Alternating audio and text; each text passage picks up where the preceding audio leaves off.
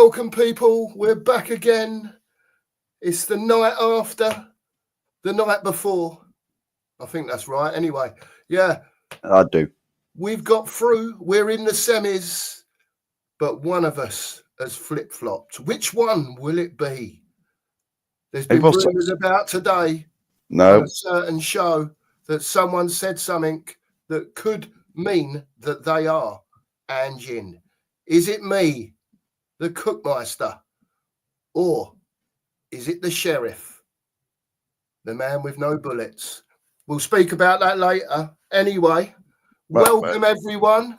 Welcome. Tottenham Hotspur are in to the semi-final of the Europa League against Bodo Glimt for a place against either Man United or Atletico Madrid. Or is it Bilbao? Bilbao, wasn't it? Yeah. Yeah. Sorry about that. Got that wrong. Sheriff, how are you, mate? All's good, mate. All's good. Am I allowed to defend myself, or are we going to...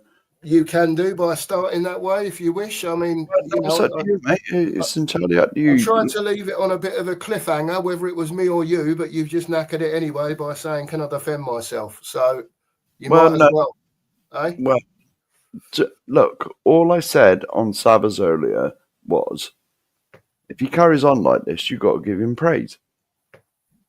Of course. Yes, that's all I was doing. That's all I was doing. And so what I've heard, it's just a rumor. I haven't seen it for myself, but I have to question you on this on this, Sheriff, that it was just like that you could be Anjin after being Ange out for a long time. Yes. Now, if this continues and we play like this and we keep winning games, then it's going to be hard not to be Ange out, isn't it? You know what I mean? But it's like I said, last night was a tiny sort of dent, not massive. It wasn't like a crease or anything, just a dent. Well, yeah. It's just like, he proved last night that he can do it, but the question's still got to be asked. Where was that when we needed it 18 months ago? I mean, we looked like a team last night. And I'll be honest. We did. When I went on Savas this morning, I said I actually felt something this morning I've not felt for ages. And that's when people were putting in, oh, this is PG show. You can't say that. but no, but that's pride. You look, I've even got a Spurs shirt on tonight. What can I say, mate? Straight from China, but we won't go into that. Yeah, that's a different stream, that one. Yeah, but whatever. It's still a Spurs shirt. It's the first time I wore a Spurs shirt since. Bloody hell. Well, not properly, I mean, I put them on now and again when we're on mud in the pub and that, but like I won't go out in them. Jesus Christ, no, it's too embarrassing. You know what I mean? So did you step outside the front door in your Spurs shirt today, Sheriff? No, it's been raining. It's been throwing it down here all day. We got an amber weather warning in a minute at the moment for rain. Let's hope your internet holds up. Do you want to say hello to a few people in the chat, Sheriff? Yeah, why not? Why not? Yeah. Corey boy, good evening. Big up, Corey, mate. Big up, man. I believe this is your boy, isn't it? Billy, how you doing, son? Hope you're all right. Yeah, big win for the Spurs, mate. We'll get into it. Aaron, as we talk. Yeah. Big up, Luke. Nice to hear you, mate. Yeah. Hope you're well. 15. Hope you're well, mate. Give it 15, 20. The link will be in. It's meant to be a call-in show, isn't it? Yeah, it is. Yeah. We'll have our little say, and then if people want to get involved, you're more than welcome. Yeah, man, we're having a good evening, mate. Like every Spurs fan, I hope, people have had a day off today, Good Friday and all that, off at work. And I hope everyone's had a chilled day, knowing that Spurs won last night, got through to a semi-final. And, it's been a good day, hasn't it? It has been a good day, to be honest. To be a Spurs fan today. Yeah, it was, to be honest, it was sort of, even at the end of the game, I sort of went, yes, when we won, you know? Yeah. I mean, when we've won, even when we've won, like, you know, when we have won, playing his way, like we normally do, it's like, we won, you know? It's more of a surprise, isn't it, you know? But yesterday, after that performance, the way we dug in and we ground that result out, you know, I was like, yes, you know? Yeah. You know, I actually felt proud. It's the first time in bloody ages. Yeah, it was. Listen, we'll get into it in a bit, but we said in yesterday's show that more than anything, I think we wanted to see. Big up, Dan. I think we wanted to see the team united and go out there and actually fight for the shirt. And you know, for me, it was an all-round 7 out of 10. Yeah. You know, from you know, the team as a team effort. You know, I don't think anyone really stood out. It was what I call, you know, stand up and be counted performance. Come and break us down if you think you're good enough, you know. And they had their little spell, didn't they? Where they had, you know, 3 or 4 good chances that, you know, on another day they'd have put at least one in. You know, that's not, you know, it wasn't like we shut them out and all that, but our shape was a lot better. Yeah, it was. So they dropped off. Pogo and a doggy didn't push on as far, you know. And then when they did drop in to make the back four up again, Tell and Johnson were dropping off into midfield. So it was more of a 4-5-1 when we didn't have the ball. I've never seen Tell and Johnson put so many blocks in our half. They worked hard, man. Crosses coming in. Everyone worked hard, you know. And, just say good evening to the Queen. Big up, Ellie. Thanks for everything today. Good evening, Ellie. Thank you. Cheers. Who else is here? Nige. Yeah. Oh, big up, Nige. Hope you're all right, mate. Hope you're well. Yeah. Could be in the chat in a bit if you wanna jump on, Nige. Yeah, if you want to jump on, Nige. Brought back memories of that, Aaron. It did. Last night, to be honest with you, it did the effort that they put in last night, and it was a step in the right direction. Let's put it that way for me. Yeah. Let's hope it continues. Yeah. Big up, Michael. All right, Michael. Thanks for being here, mate. Yeah, thank you. Nice to see everyone in the chat. Got a few in tonight already, so that's really nice of you all to be here. Bentoncourt. He was solid. Yeah, I thought him and Bergvall were very good, to be honest, especially second half. Ellie Bentoncourt done a lot of mopping up first half as well. But once we got our structure in the second half, I thought Bentoncourt and Bergvall, you know, done very, very well. Very, very well. Snuffed a lot out. Do you notice, though? Put a lot of fires out. Yeah. Do you notice, though? We look a completely different team when everyone sort of stays in their positions. Yeah. And they're not all over the place. You know, they're not buzzing around like flies. They actually stay in there and they just do their jobs. You know? Yeah. It's like I say, when you got Tell and Johnson dropping off when we haven't got the ball, it's almost like then you're freeing up the 3 midfielders, Madison, Madison, Bentoncourt and Bergvall, whoever it may have been. Yeah. Madison's being allowed to stay further up the pitch, but Bergvall and Bentoncourt are almost them making a 4 in midfield with Tell and Johnson when we haven't got the ball. Yeah. So, you know, it might not be that they were seen to be doing a lot, but they were getting back behind the ball and making a barrier of 4. Just those 4. Do you know what I mean? Before anyone else behind them. You know, and those Frankfurt players were seeing that time and time again. And I don't think the space that they thought that they were going to be allowed was there in general, Mark. You know? I'll be honest.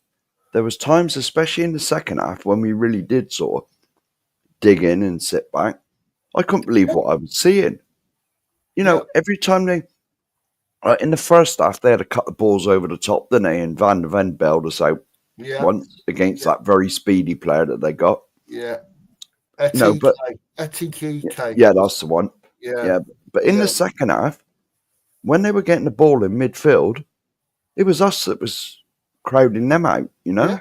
Everyone was in their right positions. There was no gaping holes in the middle like a donut, There was nothing. There was no donut last night. No, there wasn't. Everyone did their job.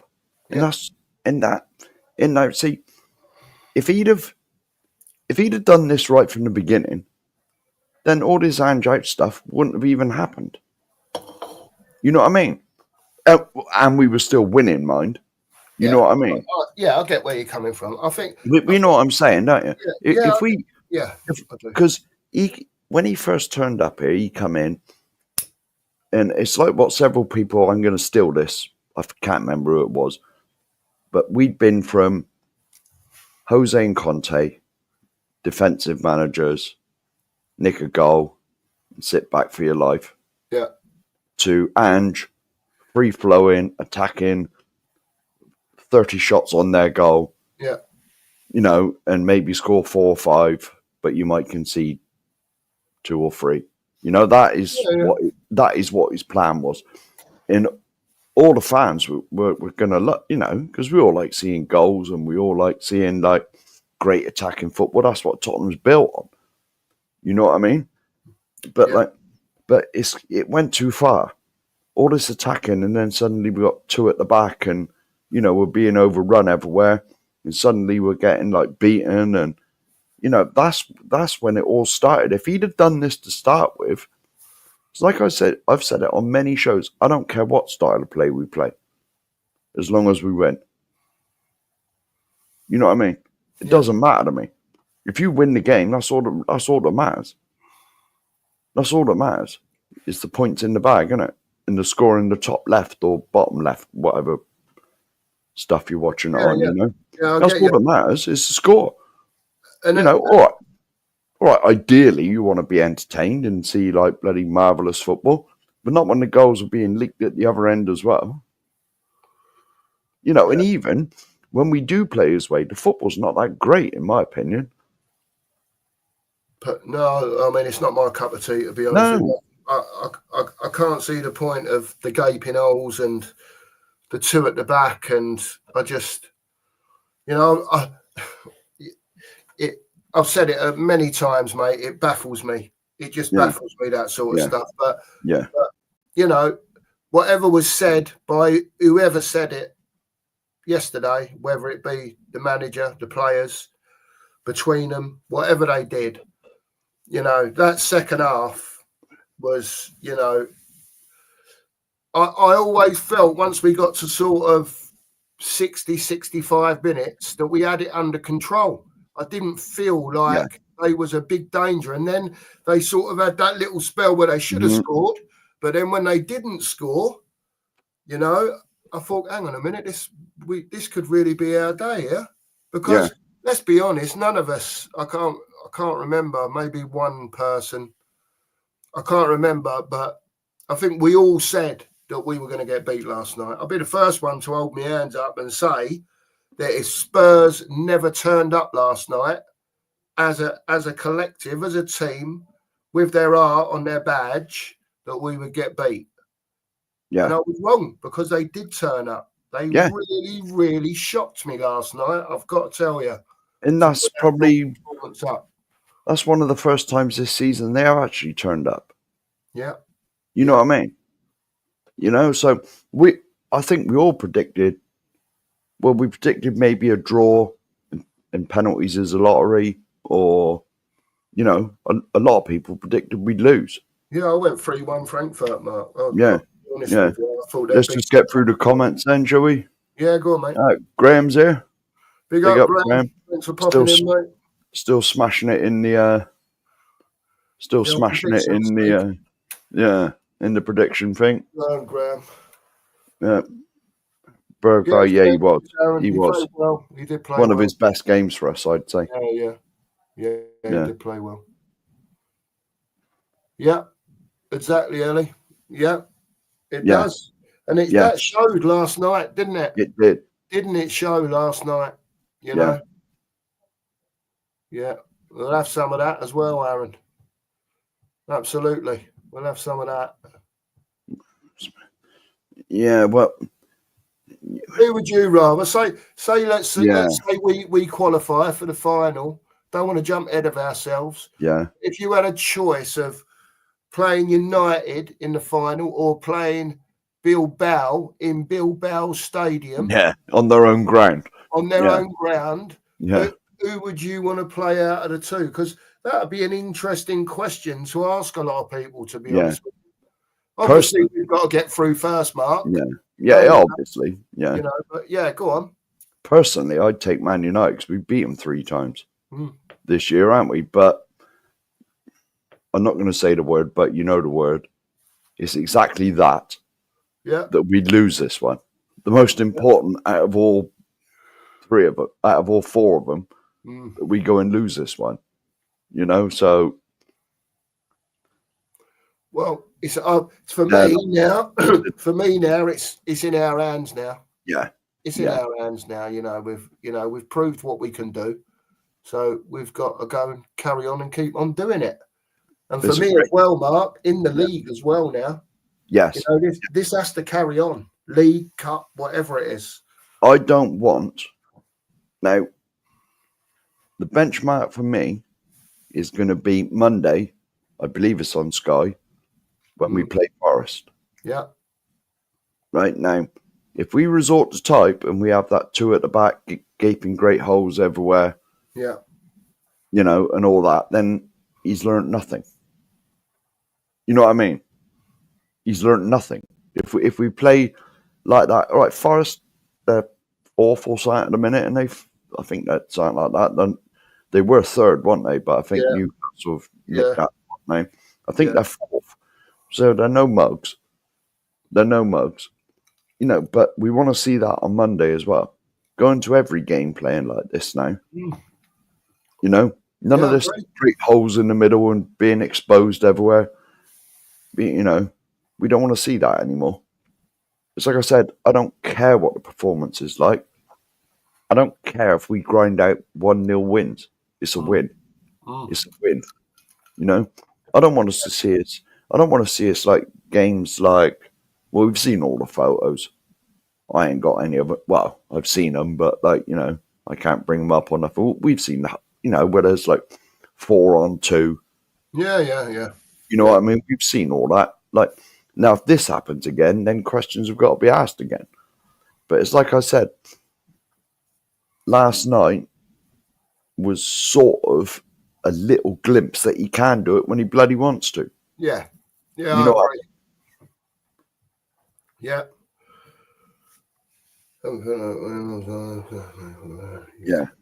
Yeah, definitely. Yeah. When you got a sec, Mark, do you want to put the link in the chat? I will do. Me and Graham. Yeah. Oh, me and Graham are joint top. Oh, right. Okay. Daniel sneaked up there, is he? Hey? Is that you catching him on merit, Daniel, or Graham is that sort of dropping off a bit? No, I only do the online one because I'm normally busy when Jose goes live to do his shows. Yeah. So I'm only in the online one. And I was top at one stage, but then Graham's like 40-odd points ahead of me now. I give up with it. Oh, mate. What can I say? You know, that's what it is. The inner Ange in me come out. Inner Ange. Yeah. I was dropping like a fly. Oh, Ellie wants Man United. Yeah. I think Bilbao will be a lot tougher test in their own stadium, don't forget. Yeah. I'm not saying we couldn't beat them on a neutral one. On a neutral ground, but it's in their bloody stadium. That's not going to help, is it? You can guarantee there'll be a darn sight more Bilbao fans there than there will be Tottenham ones. Yeah. Being in their city and that, they're bound to get tickets somehow. Listen, we've beat them 3 times this year. There's no reason why we can't beat them again. Yeah.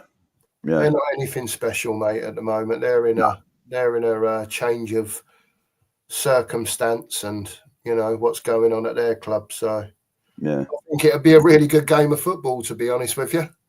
A really good game of football. Spurs United in the final. Yeah, here we go. Big up, mate. Yeah, thanks for being here, mate. Last night's result actually meant something for me as a fan, and I haven't felt that in a long time. Completely agree. The players played for the badge, and the fans dug in. Yeah. Need to see more of it. Exactly. Yeah, I totally agree with that comment. Yeah. Yeah, definitely. Yeah. Yeah, but there we go. That sums it up there, isn't it? It's a beautiful game, football, but sometimes you got to win ugly. Yeah, and you're spot on, Mark. At the end of the day, we all want to win pretty 3-0 every week. Do you know what I mean? But, I don't give a toss at the moment whether, 1-0 will do me, and it is what it is. All right, yeah, Danny's got it on merit. Good on you, mate. Brilliant. As long as Graham's got a bit of competition, Dan, that's the main thing. You can't have him running away with it, mate. Well, he was running. Well, he's run away with the online one. I know that. Yeah. I don't really catch Jose's shows because he's sort of, well, it's me. I'm normally busy when Jose does his show, so I don't get involved with that show. But Graham's been running away with all of it. Right, so shall I whack the link in, see if anyone wants to come on? Yeah. Right, the link is going in. I think that's the one. Hang on. Yeah, the link's there if anyone wants to come on. Yeah. Click the link. And what I will say is to anyone who does pop on, if we start getting a bit full, and there's other people waiting, I will ask people to move off. Don't think I'm being rude, because I'm not. It's just other people want to have their say, if that's the case. Yeah, because we're only allowed.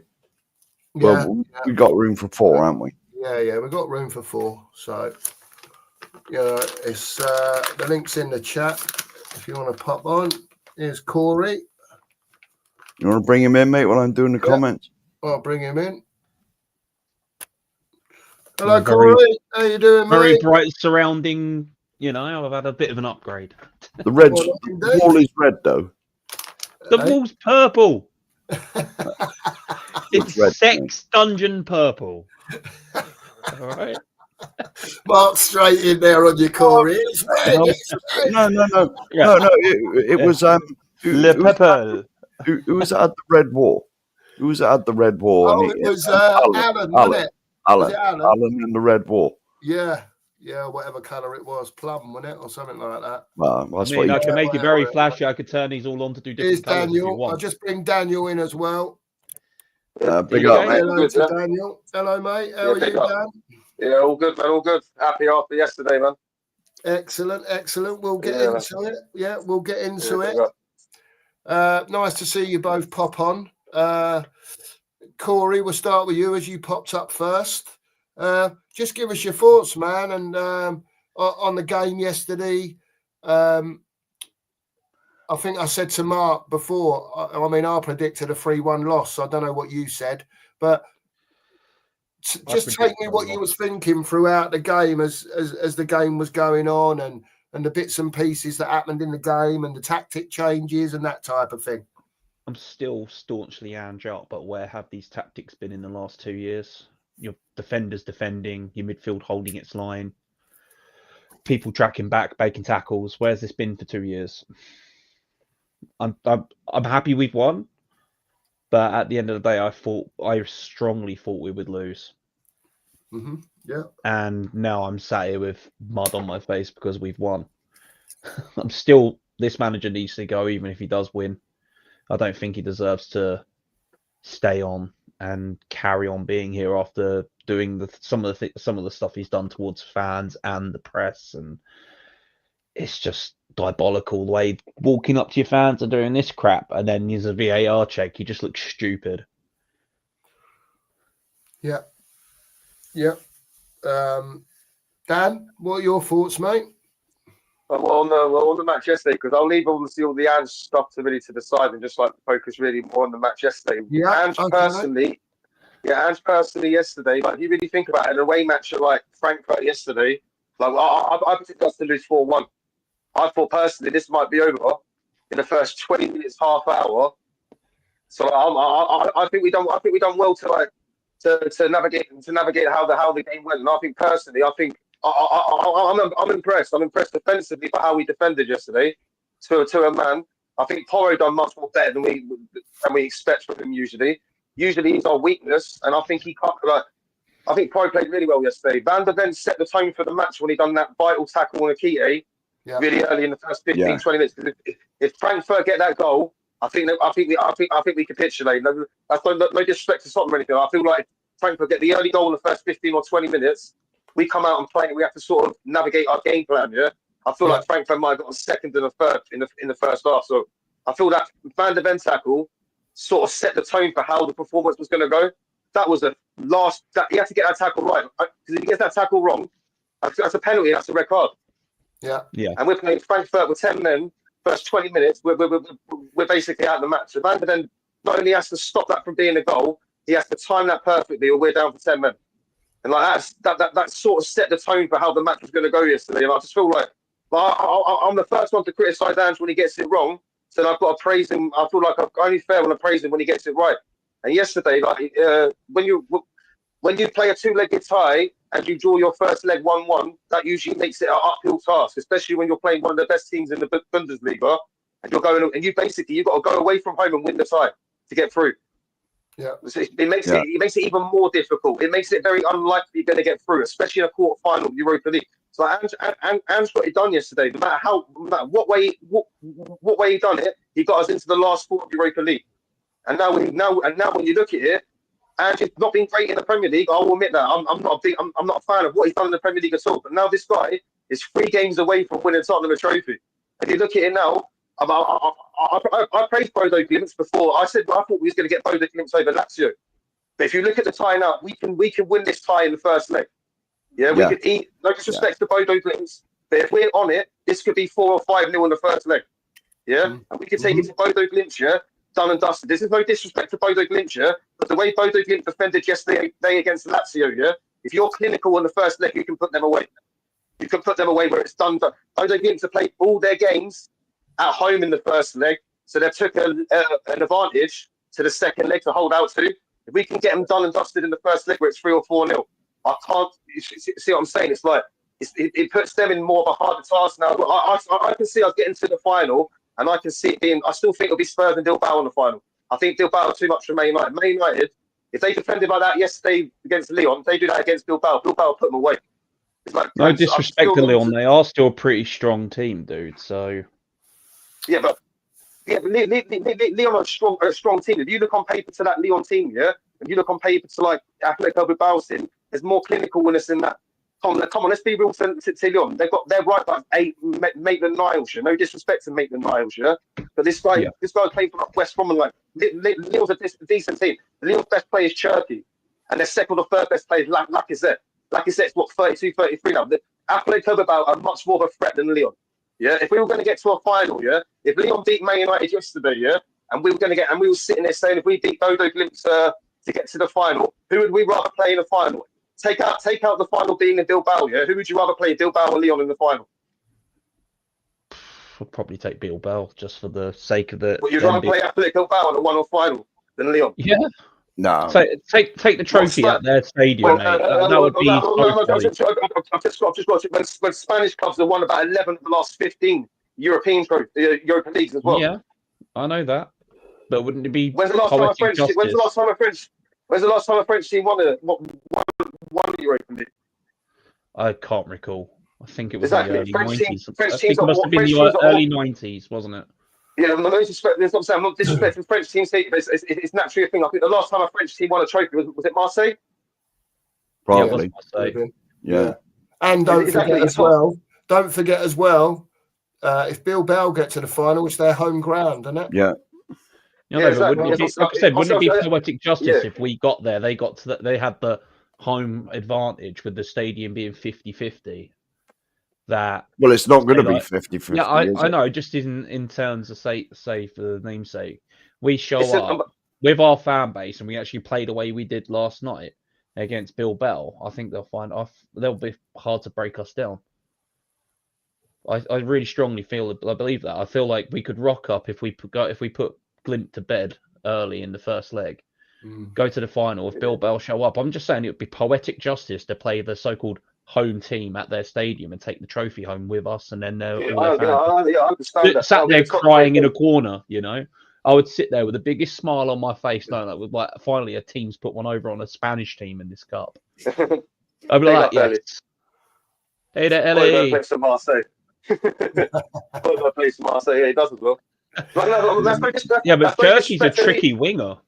Yeah, he's quality. That's no disrespect to Leon. I'm just saying. That's no disrespect to Leon because Leon are a decent side. To get to the last 8 years, to take Man United that far, especially with 10 men, as well. Yeah, but I'm just looking at if you're looking at notoriously over the last 15 or 20 years, the two best countries that win the European trophies are the English and the Spanish clubs. If you were going to get to a final, you would really potentially. The only French team maybe you would want to play in a final really is maybe like a PSG or something. Like, if you're going to get like Bilbao and Lyon is quite similar levels. But if I was going to pick one of the two, I'd rather like have a Lyon in a final than a Bilbao. It being a Bilbao as well makes it even harder as well.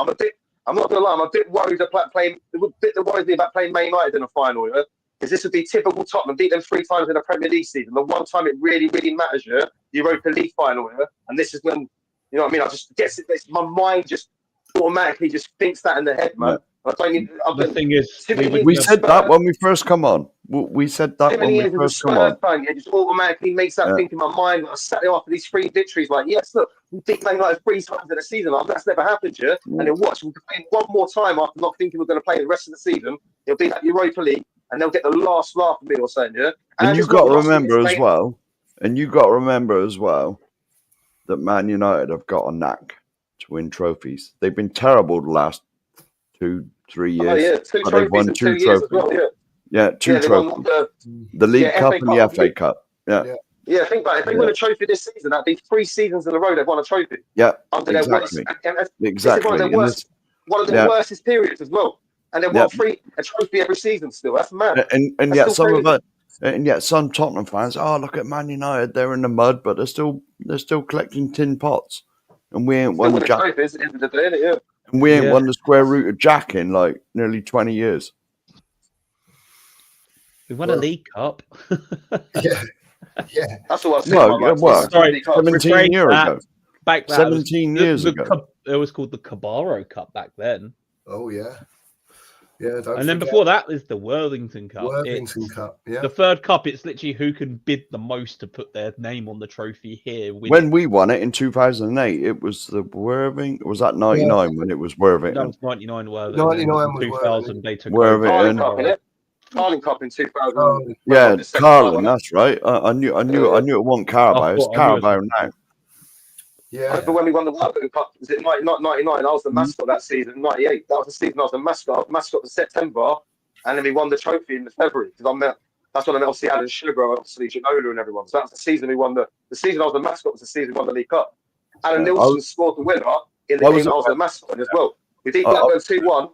Alan Nilsson scored the winner in that game. And then he scored the winner in the game I was the mascot, and he scored the winner in the cup final as well. Yeah. The same season. So I'm sure you remember Alan Nilsson, man. I was there. I was behind the goal when Wood has slammed that goal in against the Chelsea Rent boys for us to win it 2-1. Nice. I was there when Wood has slammed that header in. I was 18 at the time. Hang on, wait. I was 18 years ago. I was 22. Yeah. I wasn't a young man. I was 22, but Jesus. We scored like the first 30 seconds of that extra time, didn't we? Woodgate. Our mate's obviously gone to the toilet because he thought the second half was about to sleep, the extra time. And when we scored so quickly in the extra time, he missed the goal, wasn't it? He's come back in thinking it was still 1-1. And he's like, what was 2-1? I was like, yeah, he missed the Woodgate winner. He's quickly gone for a piss thinking, I can quickly go for a piss in. Maybe it was the first 30 seconds. Boom, Woodgate scored the goal. And he's screwing about it still to this day, but I can't believe I've missed the winner because he didn't realise to this day, we'll be still waiting here 17 years, well, how many years later, waiting for the next guy to score a match winner for us in the cup final.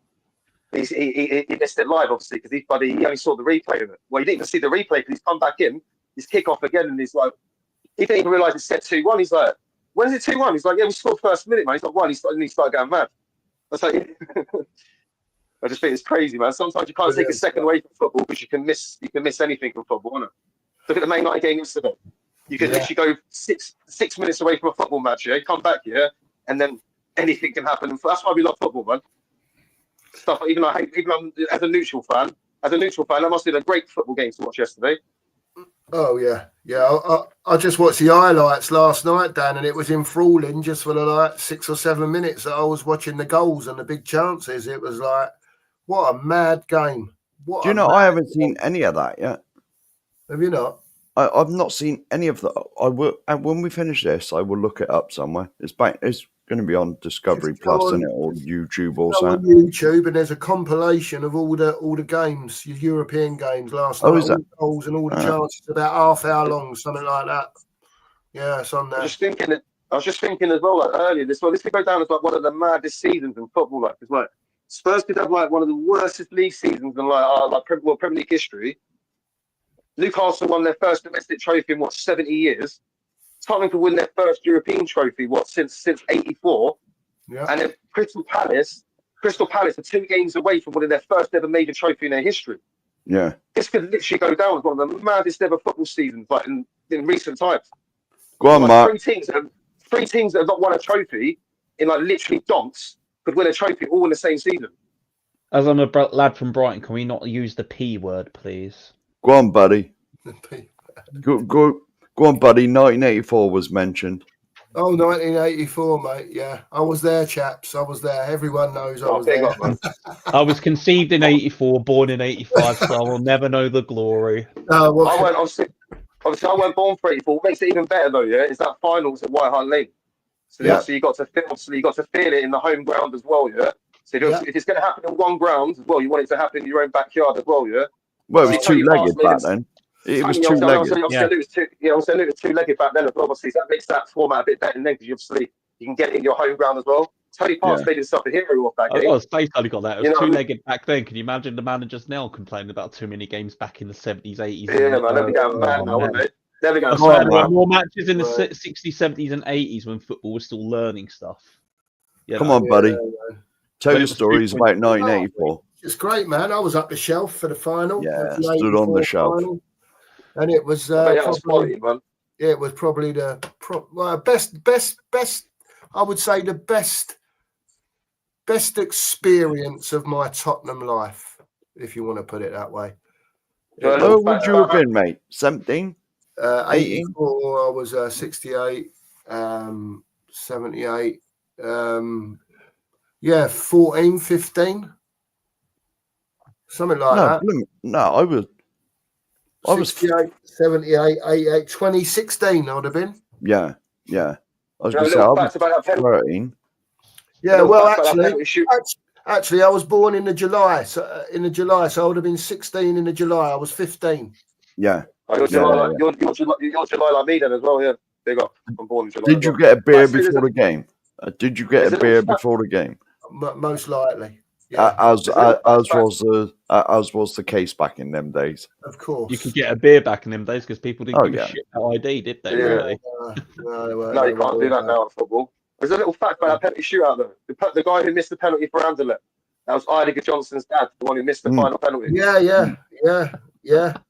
It was. And Idiger Johnson and obviously ended up playing for Tottenham later on, obviously in his career, only on loan, obviously. But I just remember obviously the stat. Obviously, he got brought up when he signed for us. His dad missed the winning penalty for Anderlecht. Yeah. I keep sitting there thinking the only reason why Johnson's anywhere near a football team is because his dad was half decent back in the day. Good morning, Eugene. Yeah. What's up, Eugene? Yeah. Do you ever sleep, Eugene? It's got to be like 3 or 4 in the morning in Malaysia now. He doesn't sleep, man. No, I don't think he does. He's still excited from last night, Eugene. Yeah. That's what it is. Well, last night was more like yesterday morning for him. I was like nearly midnight for me before I got to sleep. I somehow got lumbered with my son yesterday and then took him back today. And I was like, oh, okay. Yeah, it was. That's all this week. And then I wanted to watch the football in peace. And instead I got bits and pieces of me making him cheese sandwich or getting him packs of crisps. I missed it anyway. Come back to us 1-0 up. I was like, oh, okay. Yeah. In 84 as well. In 84 as well, wasn't it? Hoddle was injured, wasn't he, for the final? Steve Perriman definitely didn't play because he was injured or suspended. Yeah, Graham Roberts was captain. Yeah, Graham Roberts was captain. Yeah, I know it should have been Stevie P, but he was suspended. Is that right? Yeah, he had a couple of yellows or that. Goal. Yeah, I don't know. He's injured or suspended. Injuries or suspension, wasn't it? I know they was both out, weren't they? Yeah. That was another night of character. Yeah. You know, when we was talking about yesterday about just wanting our team to go out and be a team and be a collective, that night in '84 was exactly that. And I believe as well that even Ozzy Ardiles, he was only half fit as well, wasn't he? Yeah. Because he'd obviously left and come back when the Falklands was on. But he was carrying a real heavy knock. I think. Yeah, man, it weren't the prettiest game in the world. No. Don't get me wrong. It weren't, but it was just the atmosphere. Everyone in there like sardines and, you know, poking your red pound post to see what was going on, and the old the wave going backwards and forwards like that constantly for 90 minutes up in the shelf. Yeah. On the shelf there's like barriers, weren't there, so far down. And so you couldn't move too far, could you, without going against the barrier? No. There was a barrier like what, every 5, 10 yards? 6, 6 or 7 steps, something like that. Yeah. They got rid of the shelf in the 90s, didn't they? Yeah. For it to be stadium complicit and safety. Well, they made it boxes. The proper shelf was turned into corporate boxes. Yeah. They still had little row of seats underneath it. Yeah. I used to go a lot back. Well, I stood on the shelf a few times, but like I was definitely there a lot when the corporate boxes were there. And there was about 5 or 7 rows of seats where the old shelf used to be. Right at the Park Lane, wasn't it? Up Park Lane, right in the corner there. Yeah. Anyway, look, we'll get into the game a little bit. Please make sure, everyone, to smash the sub button and the like button. Hit the notification bell as well, because we're going to have some very nice content coming out for you all soon. As soon as we get some more bits and pieces recorded, that'll give you something to look at during the close season. With a bit of luck, the season's over. I've still got to do my team. You certainly have. Yeah, you have got to do yours, and we'll get Daniel to do his as well. Yeah. Back in the day, because it has to be from when I was born. It is. This is the limits on it. This is the equaliser. It's the equaliser of the whole thing. Obviously, me and Mark can virtually go back to 1882. Yeah, of course. you know, we're nearly that old. Yeah. The elder statesman, Corey, don't forget, we're the elder statesman of the Spurs community. Yes. According to Mr. Sava. Oh, but don't forget, Sav, we don't forget we're the elder statesman. It's all right. We both watched that video, didn't we? Yeah, we caught you, mate. Don't worry. It's all right. Eye on you. And I'm just a baby. You're just a baby. How old are you, Dan, if you don't mind me asking? 34. 30. Oh, he's a baby. I'm older than Dan. Just a little baby, Dan. Jeez. This is my first Europa Cup semi-final in my lifetime. Would be. Yeah. So I'm the only one of my family hasn't seen. I'm the only one of my family hasn't seen I've win a European trophy. My mum and my uncle have seen I've win one. I'm so desperate to see I've win this Europa Cup, just so I can say the bloody I've seen I've win it as well. In my lifetime, I've been lucky enough to see 3 trophies. That was all before we got brought out, really. And then when we got brought out, we won that one in 2008, and the rest has been history. Well, I was born for the FA Cup. But I can't really count it because I was 10 months old. So I was born for it, but I don't remember it.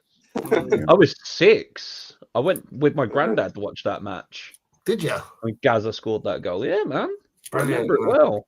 Brilliant. I got the ticket at my mum's house somewhere in a frame. It's probably in the loft. All the stuff I've done with my granddad is up in the loft, like in its safety area, you know.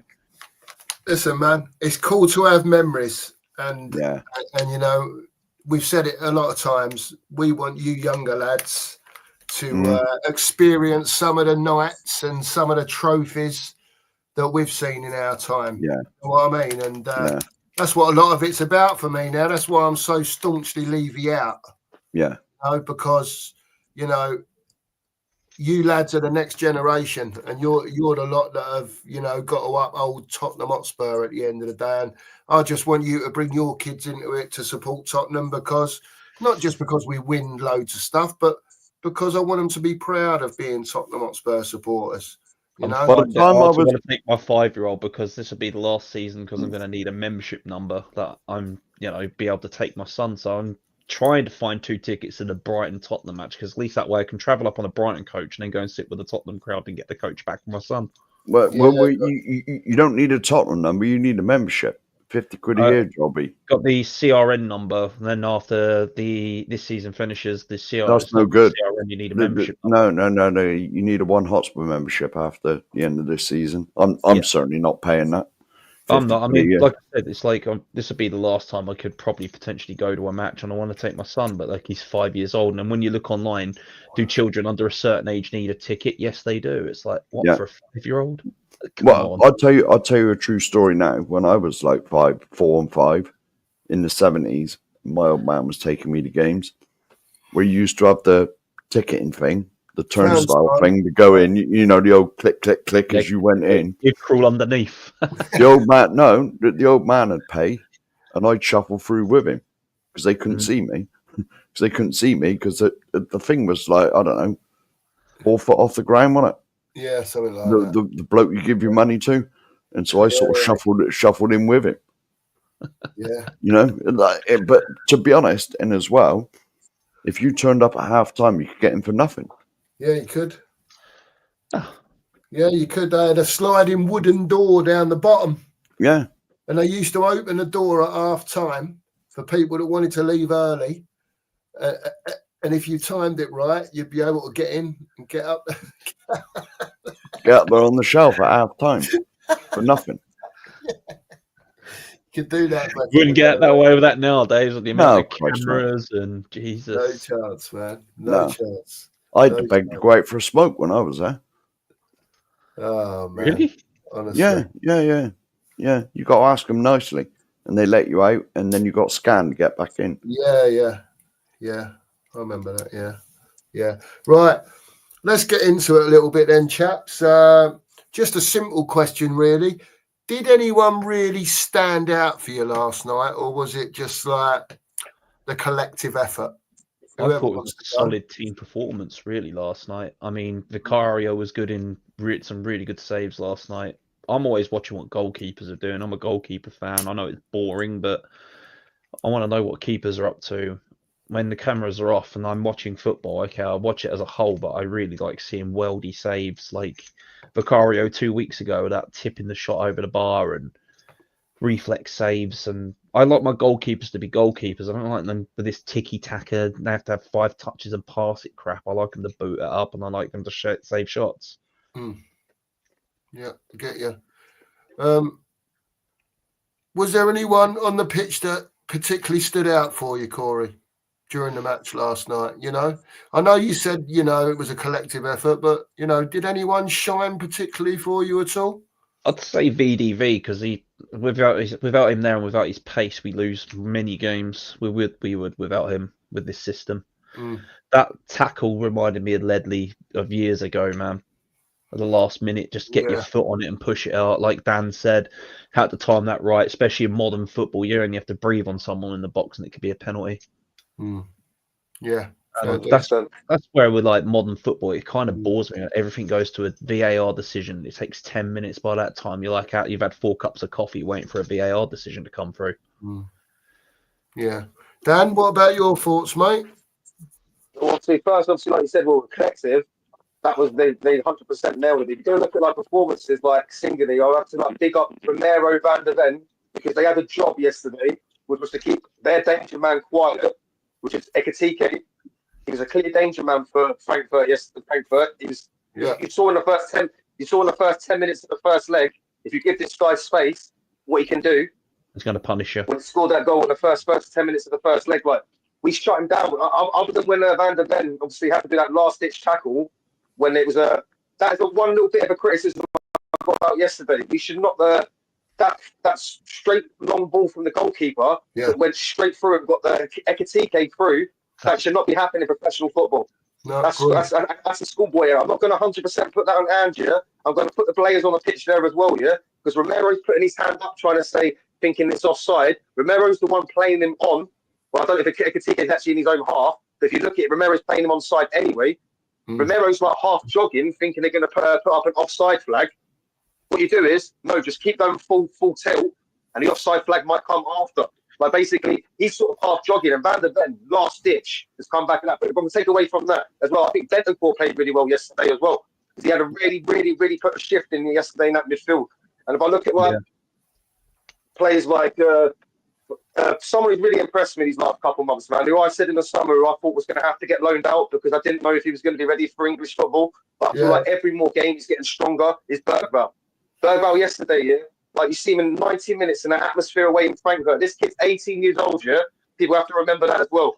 And we're putting him in as one of our starting midfielders now away in Frankfurt in a tie that we have to get through to the last four of the semi-final. He could easily shrink in these games as an 18-year-old kid as well. He ain't shrinking. He's getting around. He's putting a job in as well. He's putting a job in. I seen him doing in the yesterday as well, doing a lot of like headers as well in the box as well. Like he's becoming a real important player in his team as well at such a young age as well. I'm thinking like every more game that I'm seeing him play, I'm seeing him improving. And I'm like, he is definitely, when I look at what we've done the last couple of years when we brought in a couple of young kids, he's definitely one that I'm going to look at and say, that's a gem one. That's definitely one of the gem ones we've got, because he's the potential I see there. You can see why Barcelona will look at maybe someone like him, because there's certain attributes that suit a Barcelona academy player. But you can, his development is definitely one of the plus points from this season. When I look at it now, other than that's self-improvement though from him. That's self-improvement. He hasn't been coached. He hasn't been coached by I'm not 100% saying on the coach. I'm just saying his self-development in himself is that we've got a player who is now becoming like, he's 18 years old and he's becoming one of our most important midfielders in our team. Like I can't see. If you look at it now, like Sarr barely gets any games. He's becoming like a utility player off the bench now. Like Basuma has not really played a lot recently at all. But if you look at it now, like someone I want to big up as well is Maddison, because a lot of Spurs fans are sort of like criticised maybe like is his commitment always there, and he like only wants to show up in certain games. He knew yesterday, when he was about to flick that ball, he knew he was about to get taken out. He knew if I get a touch here, I'm going to get clattered by the goalkeeper. That was 100%, knowing exactly what was going to happen there. He knew if I get a touch here, the only scenario that's going to happen from here, I either back out of it and it goes to the goalkeeper, or I go full in and I get taken out and it potentially gets a penalty, So I have to get full on to Maddison, because he took one for the team yesterday, Maddison. There's a good chance he knew that basically he might get matched up from that, And at the end of the day, him decided to not back out of that when a lot of times some Spurs fans this season have been sort of sometimes questioning, does this guy always put 100% in? Well, yesterday I saw a guy was like, he wants to get into that semi-final of the Europa League. So I just want to pick up Maddison, man. It's like certain times when people sort of question his commitment. But yesterday I didn't see a guy who was afraid to go for that ball when he knew he was going to potentially get poleaxed. He was hungry. He was hungry for it. And you see a guy who potentially got poleaxed from it, I know. Was it Schumacher? People sort of commented it's that Schumacher. It's not that. It's nowhere near as bad as that Schumacher one. That goalkeeper. I don't know if I was alive when that happened. But it's obviously he knew what was going to happen. If he gets a touch here, he knows that he might get that poleaxe from it. It's like big up to Maddison, man, because he just showed a bit of commitment there that a lot of people, some Spurs fans, have questioned him for the last few months. Yeah, he definitely had a little look, didn't he? Over his shoulder when he first made the run. So he knew what was coming. I think you're spot on there, Dan. He knew what. Let's welcome Nige. Nige, and then we can answer this comment. Hello, Nige. Hello, Nige. How are you, mate? I'm good. Hello, Cookmeister. Hello, Sheriff. Hello, Corey. Hello, Daniel. Hello, chat. I'm still smiling from last night. Yeah. All good. I've been watching your shorts and your videos you've been putting out. Yeah, I've been watching them too, Nige. Sterling work, Nige. Sterling work. Good. Pick up Nige, mate. Go on then, Nige. We'll let you answer that question as you've just popped on. We'll let you with that one straight away. Start and line up. Difficult one for me. I guess so. Sonny's hardly setting the world alight, is he? So, thought Tal did okay yesterday. Still not amazing, but he did okay. Was unlucky with a shot. He looks to make things happen. So, yeah, why not? Who else is better to play in that position at the moment? No one. Well, No. we were looking at Mikey Moore coming in and doing it, and he just hasn't featured. Again, he's been blocked. He's been blocked. What's his name? The other French kiddie. Can't remember his name though, because I don't see much of him. Odegaard, you just don't see much of him. But that game where he scored 2 goals, I thought that he could have pushed on from there, but hasn't been given a chance. Yeah, how bad is that? I can't even remember the kid's name, but I can remember Tell.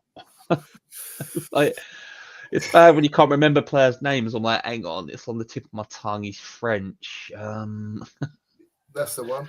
Being a fellow Frenchman myself, I should know this. In baguette. Yeah, I'm pretty much the same as Nigel on that. I mean, it was either going to be Tell or Odegaard, wasn't it? With no son playing. It was what it was. You know, I said to Mark, the way I looked at it was Porro and Udogie didn't push on as far, you know, as much as usual. No inverting. The back four held their shape, and it was almost like Tell and Johnson were dropping off to make a 5 sometimes. So it was almost like a 4-5-1 sometimes, you know, and it wasn't that they were doing that much. It was just that they were there. So that line of 5 or a line of 4 was there in front every time Frankfurt came again. And I think that helped a lot Bentancur and Bergvall during the game because they didn't have as much space. It reminds me of football of old. As I said at the beginning of the show, right, how many blocks did you see Brennan make and Tell make in the defensive areas? Normally, they're nowhere to be seen. They're right up the other end of the pitch. But Johnson made a few good blocks when they were going to cross the ball into our box, either him or Porro. You notice they were very close together. And this is what we've been calling out for all bloody season. I've been calling out for it for after the first 10 games of we've been calling out and last season. You know, we've been calling out for it for bloody ages. You know, and and so to be honest, as much as Ange gained that tiny little bit for me last night, dependent on Sunday. If he resorts to type and there's gaping, whenever it is Monday, because then it gives me a reason to not go to Man versus Fat. If we see gaping holes and 2s on 4s happening again, then no. You know, if he reverts to type and there's holes everywhere, we're like a Swiss cheese, you know, 2 on 4 at the back. Like you said, I'm sorry, mate. Go on, Dan, carry on, mate. Like you said, basically about on Monday. I was about to say Sunday as well. Just want to see similar to, not obviously too defensive, but you want to see similar to what we've done against Frankfurt. Like, well, yeah. When you're playing in possession, you do not have to go kamikaze all the time, because as soon as you lose the ball, it's going to leave you exposed, What you can do is you can still play attacking football, but at the same time, still be structured out of possession. I think that's what people don't seem to understand. The tactics leave you more open than Bonnie Blue. Yeah, he doesn't have to play this kamikaze football, but at the same time, play the kamikaze where it's so kamikaze that when we do lose the ball, it's like a 5-on-2 every time. If he just knew how to switch up and stop doing stuff like that, you would not be seeing us 16th or 17th in the Premier League.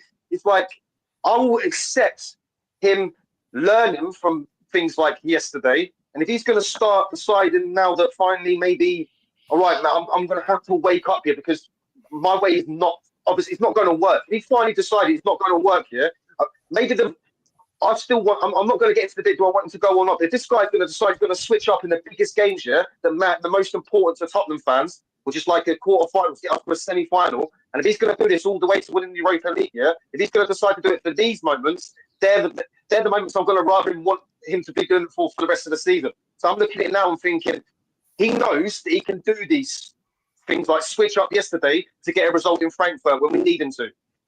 So we know that he's stubborn. That's obviously his biggest problem, is his stubbornness. Is his stubbornness to admit that his way will not work. If he would admit his way will not work, and then go back to how it was yesterday, because he clearly does know, he clearly has signs in his head that he knows his system does not work. Because if he's willing to change up yesterday to get us to a semi-final of the Europa League, then he's obviously willing to change his ways at times. That's the way I'm looking at it, His biggest problem is his stubbornness. That's his biggest problem, right? And he's been a manager for over 25 years, and he's not been exposed until he's come to the Premier League. His system's never been exposed.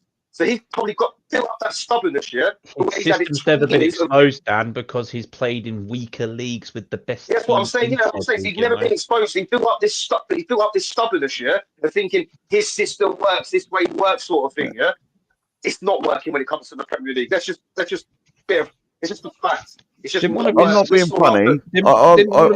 I'm not being funny, right?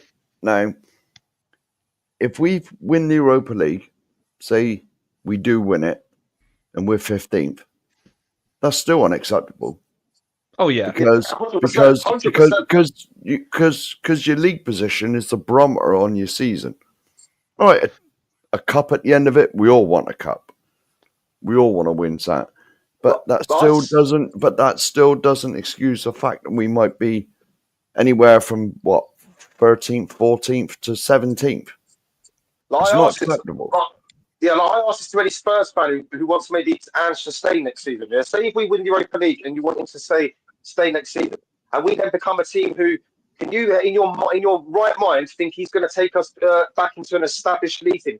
Well, I'm worried about if he stays next season, and you're going to be sitting there saying, yeah, it's okay because he managed the Europa League. He cannot become a cup manager. We cannot be sitting there saying he's going to write off every league season, yeah, and we're going to be waiting to February to potentially play in a League Cup final every year, for our first chance to start getting into a season. That's what I mean. Long term, there's no way Ange can stay at this football club, no matter what happens at the end of this season, because we have to start becoming, as a franchise, when we start dropping below bottom half of the Premier League every season, that's going to start hurting us as a football club as well. You just have to realistically look at it as well, like we as a brand as well. So it just makes no sense as well. So I can't I think the best scenario will be at the end of the season. Yeah, he wins the Europa League. Yeah, and we both come to an amicable terms. Yeah, where we both just agree that 2 seasons was the right amount of time, and he's left on the best terms. You know what I mean? Where he's won us the trophy, and he leaves winning our first ever trophy in in a long time. And I feel like the third year, and we've got Champions League football, and then we can potentially attract a much more high level manager. I feel that would be the best scenario for both parties at the end of the season. Obviously, it would be, Dan. Yeah, but then also, what do you think, Nige? What do you think, Nige? Go on, Corey. Finish off, and then I was gonna say, along the terms of with Ange, like another Australian former player and coach turned around and said to Ange years ago, "You cannot play this kind of system in the Premier League, because you'll get found out." Can't remember which coach or former player said that to him, but it's actually come to fruition, hasn't it? The guy's travelled around, played with the best teams in weak leagues, won their trophies and their doubles and trebles, whatever they have in Japan and Scotland. Anyone can manage in Scotland with Celtic because they have the money and the resources, don't they, compared to teams like Dunfermline and Hibs. So, I mean, the only other team that can compete with Celtic is Rangers, because they're the second biggest club in Scotland. And you got to take I'm sorry, mate. I was going to say you got to take that into consideration. He's come from 2 weaker leagues, and then when people go along the terms of, but Arsene Wenger did it. Yeah, but Wenger proved himself in France, a tougher league at the time than Scotland, to do what he did, and then went to Arsenal, leaves a bitter taste in your mouth, and turned their fortunes around. What a manager Arsene Wenger was at the time for that club. Yeah, no, I do think though, I'm very much of the opinion of, regardless of what Ange does now, he's gone at the end of the season. I think even his body language, the things that he's saying in the press conference, even last night when he was like, "You're gonna have to put up with me for a little bit longer," to the media. I think he knows he's on his last legs, but we do have to give him some credit for last night. I think you've already said it, Mark. We do have to give him some credit, because he did exactly what we've all been calling out for 2 years.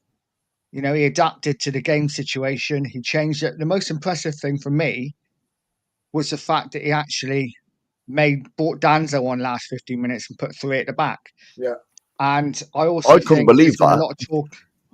Yeah, I know. There's been a lot of talk over the last week or so about, has he lost the players? Has he lost the dressing room? The players aren't playing for him. I kind of think last night it showed that the players still are playing for him. Yeah. Well, there was the first substitution when he took Brennan off and brought Sarr, and I was astonished. I thought, he's actually doing something. He's actually doing something that the majority of the Spurs fans would do. We're 1-0 up, and he's bringing on legs in the midfield. Taking off Johnson. Yeah, and I was like, my God, because normally it's like for like with him, innit? Or not. You know what I mean? It's like whoever. Normally he'd take Brennan off and bring another sort of like Kulu on or something, that plays over that side. Yeah. He could have been a bit confused though, couldn't he? Because Maddison had already come off first half, so he maybe didn't know what to do for 5 minutes. Like, I want to take Maddison off, but he's already been taken off. So he's injured. Yeah. Anyway, Nigel, have a go at this one. Would you give Kinski a go versus Nottingham? No, I still think we have to continue the league form. We have to pick up in the league. Mm-hmm. We can't expect just to play reserve players and then turn up for a Europa League semi-final with a different team and turn it on. I think we need to play as strong a side as we can in the league. We've got a fully fit squad now, apart from a couple. That was the perfect segue into my next question, because it was going to be, excuse me, how many changes do you think will be made to the team on Monday from the Frankfurt game? I'd like to see Van der Ven given a rest so he don't injure himself or something, and chuck Danso in there. Yeah, because Danso did well when he come on. Concussion protocol's in for Maddison, isn't it? So he's out for up to at least 10 days with. I'm not sure it was a concussion sub. I thought it was a hip injury, wasn't it? It's whatever it's deemed as, but I heard it was a concussion protocol substitution. So we just have to wait and see on that. Yeah, one. I'm not so sure about that. I'm sure. If it's his hip or his head, it's still a lengthy injury, isn't it? Even with concussions, it's still up to 10 days before you get given the all clear. Yeah. I've suffered with enough concussions. Yeah. Anyone else think there'll be many changes on Monday to the team? A couple of the people in the chat have put, pretty much changed the whole team. You know what I mean?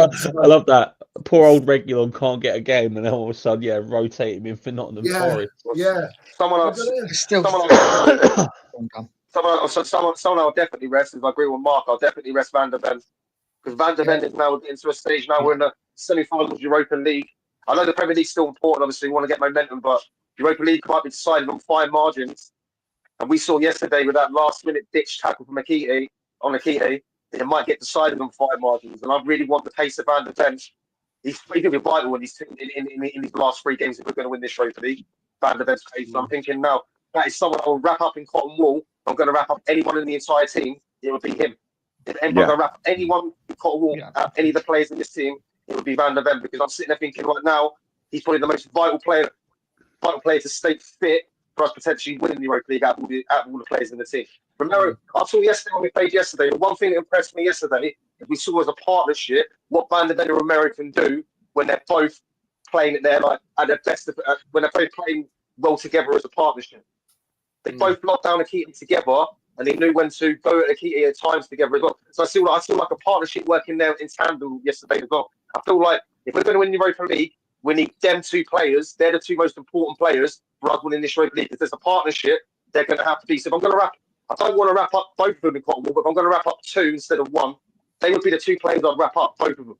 But then that means what you're doing is you're basically sacrificing the rest of the league, because you're playing 3rd and 4th choice. Danzo's all right, but then you're going to have to play Ben Davis probably as the left-sided centre back for the rest of the season for all these other games. That's the problem. Brings up Ben Davis, mate. So then it's like, it's like the other. Sorry, Dan. So that's cool, man. It's like, do you take any momentum away from going into the Frankfurt games? No, not the Frankfurt games. Obviously, the Bodo Glimt games, by sort of sacrificing the league games going into them by playing weakened squads. That's my only problem about playing the 2 weakened. I don't think you drop Vicario, because teams don't really drop goalkeepers anyway. Obviously, I know he had an injury, but sometimes you only really have to drop your go to your second choice goalkeeper when your first choice is injured. Like, if you've got an undisputed first choice and he's going to be your goalkeeper, play him all the time. That's my motto. Like the second choice goalkeepers, they're obviously for a reason. The second choice is going to still be a good understudy to step in. But I feel like unless it's 100% necessary that you have to play your second choice, just stick with your number one. That's my motto. So I'm like basically the one I would wrap up 100% is Van der Ven. Van der Ven is the one I would not play now until we go into Bodo Glimt on the 1st of May. Or maybe People a might half. disagree with me on that. People might disagree with me on that and say, "What, you're wrapping him up for too long?" But I would literally not have him touch that football pitch until we play Bodo Glimt. I'd give him half here and there. We've only got 2 games, haven't we? Forest and Liverpool. I'm so worried about picking. I'm so worried about that hamstring. I'm so worried. I would rest him for Forest and play him against Liverpool, to be honest with you, because he went down yesterday after Akiti. You see when he went, obviously when he done that last sliding tackle on Akiti, and like obviously it bounced off and it went to Vicario. I automatically got up thinking, please do not touch the back of your hamstring. After that long 45, 50-yard dash, you just have to do back to stop that Akiti. Every time he does that, I get petrified, and I'm sitting there thinking, do I want to see him do that against Alanga? Alanga is super, super fast, probably one of the fastest players in the Premier League. He might have to do that a lot against Nottingham Forest, and it just gets me a little bit worried. I'm like, am I thinking, maybe I'll rest him up, thinking because Forest have got a lot of pace. Hudson-Odoi, Alanga, they've got a lot of pace in their team, and I'm thinking this is going to be a game where he's going to have to really put on the burners in the Forest game. So I'm thinking this might be one of the games where if you're going to be a potential to pick up that hamstring injury again, this might be the game. So I'm thinking, rest him. That's just my opinion, obviously. This is another question here. Do you think Spence will play? Yes. Yeah, he'll come in for one of them. I think he'll come in for a doggy, won't he? Do you think he'll play left back, maybe? Yeah, I think he will, He's just as good on either side, to be honest. Even though we all said he was right. I do think there'll be 3 or 4 changes. I can see Spence coming in. Like you say, Van der Ven has to be wrapped in cotton wool. I think Bentancur will play because isn't he suspended for the first leg? Didn't he get booked last night? Not sure, mate. Can't remember. He did get booked, didn't he? Yeah. Oh, If he's suspended, I'd play him in the league. And because Bodo Glimt got 3 of the best players, I think, suspended for the first leg. Is Bentancur the only one suspended? Take advantage in that first leg. Yeah. Really go out. We're at home, aren't we? Is he the only one suspended, Bentancur? Yeah. He's the only one, as far as I know, isn't he? Yeah. That's not too bad. And like, I've seen get the yellow card yesterday. Yeah, I heard they got a couple of their good players out for the first leg, which obviously makes it even 3, more I think. for us. I think they've got 3 missing. Yeah, it's going to be very interesting anyway, isn't it? How it all transpires. For me, I'm like, I agree with you on the Van der Ven issue. I don't know about wrap him up altogether. I know where you're coming from, Dan, but I think at the same time as well, if you want him to be, at full pelt, you have to keep him ticking over to a certain extent. Do you know what I mean? I understand that, 100%. I understand that. So, wrap him up for too long, you're going to lose that freshness and match fitness. I know that, It's just getting that happy medium with him, mate. I'm afraid it's going to be. I understand, so like Mike said, playing maybe half here, like half there, might be the best way to still do it that way. Yeah. I think keeps the minutes in his legs. I think on your point with the 2 centre backs, Dan, last night, you're spot on, because if you noticed last night, Romero didn't step away from Van der Ven. They were pretty much solid all night. You know what Romero's like? Likes to step up a little bit, doesn't he? Sometimes when a tackle's there to be made or whatever, but he never left him alone last night. They played as a solid centre back partnership, and I think that helped Van der Ven a lot last night. Especially we needed that yesterday, didn't we? Big fun. It's like what one of the comments said. Was this Ange or player power taking over? I want to believe that the players revolted yesterday, because I said it on Sam's show yesterday. I was like, I really hope these players just revolt from this system and ignore the manager and go out and play for themselves and play with a bit of pride. My motto is, if they want to play a revolt their way to the Europa League, so be it, mate. If they win that Europa League on May the 21st, mate, that's all I care about. If it's Ange doing it or it's the players doing it, just lift that trophy on May the 21st, man.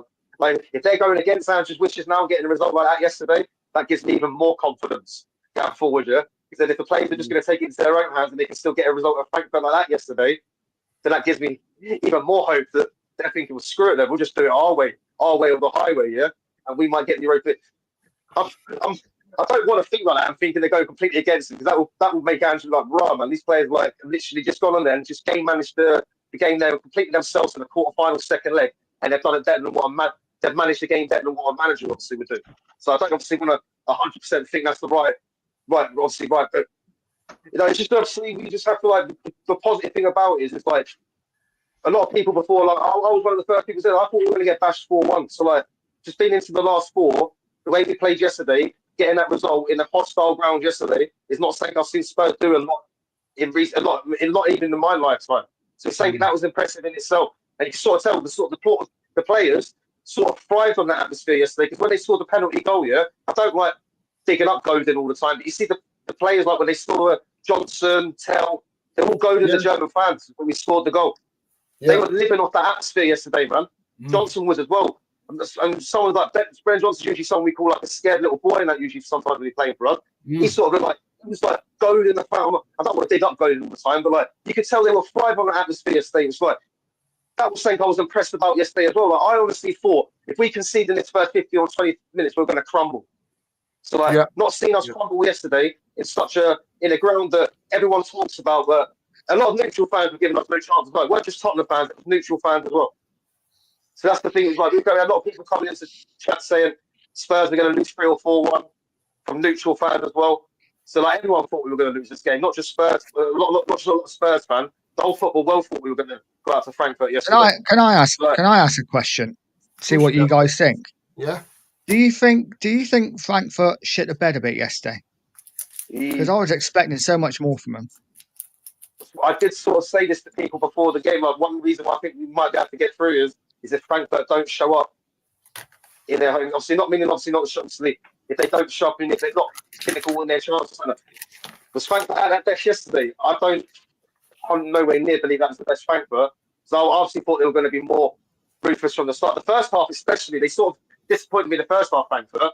So I thought they definitely come out when they obviously had to go for the last 20-25 minutes when they put us under a lot of intense pressure. But I'm going to take more from the positive. It's like I feel it was all to do with that Van de Ven tackle. I think if that Van de Ven tackle goes in, if that Keating shot goes in early, I feel we're talking here. Yeah. We're sitting. This might be 3 or 4-0. I feel that might set the tone for the game. I feel like that sort of set us. That sort of gave us confidence in the match as well. I feel that sort of set the tone for our performance. That tackle, because if that goes in, or if that's a sending off, the whole game's basically in tatters already. And I feel like that just sort of set the tone for like. And I feel like Frankfurt and you know what made a massive difference? Well, actually, I don't know what made a massive difference actually. Mario Götze, this sounds mad. He's 32, 33. Mario Götze getting that injury. And getting sucked off here about the 20th minute, sort of changed. Like Mario Götze feels like it's been around forever. Sort of changed their whole tempo of how Frankfurt played.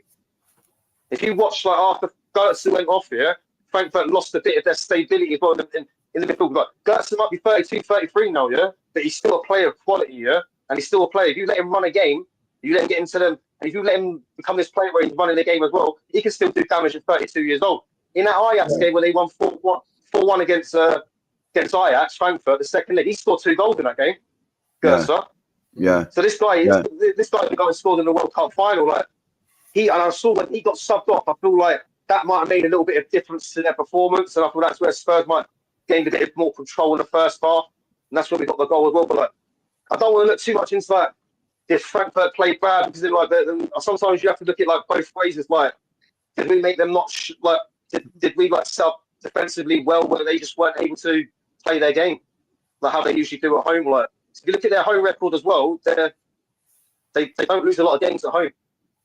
So just to go there and get any sort of result is a very good result. Like, I was expecting the only way to win there was on penalties. I thought personally, if we're going to win there, it's going to be a penalty shootout or so. And it's usually great at penalty shootouts. It's the first time they haven't conceded, haven't scored at home for a year or something, isn't it? So I'm saying that's a very hard place to go, Frankfurt, man. Like even like if you look at the German leagues, even the Bayern Munich's in that year, they win over there in the years, but they don't. It's not an easy place for them to go and get a result in the German league.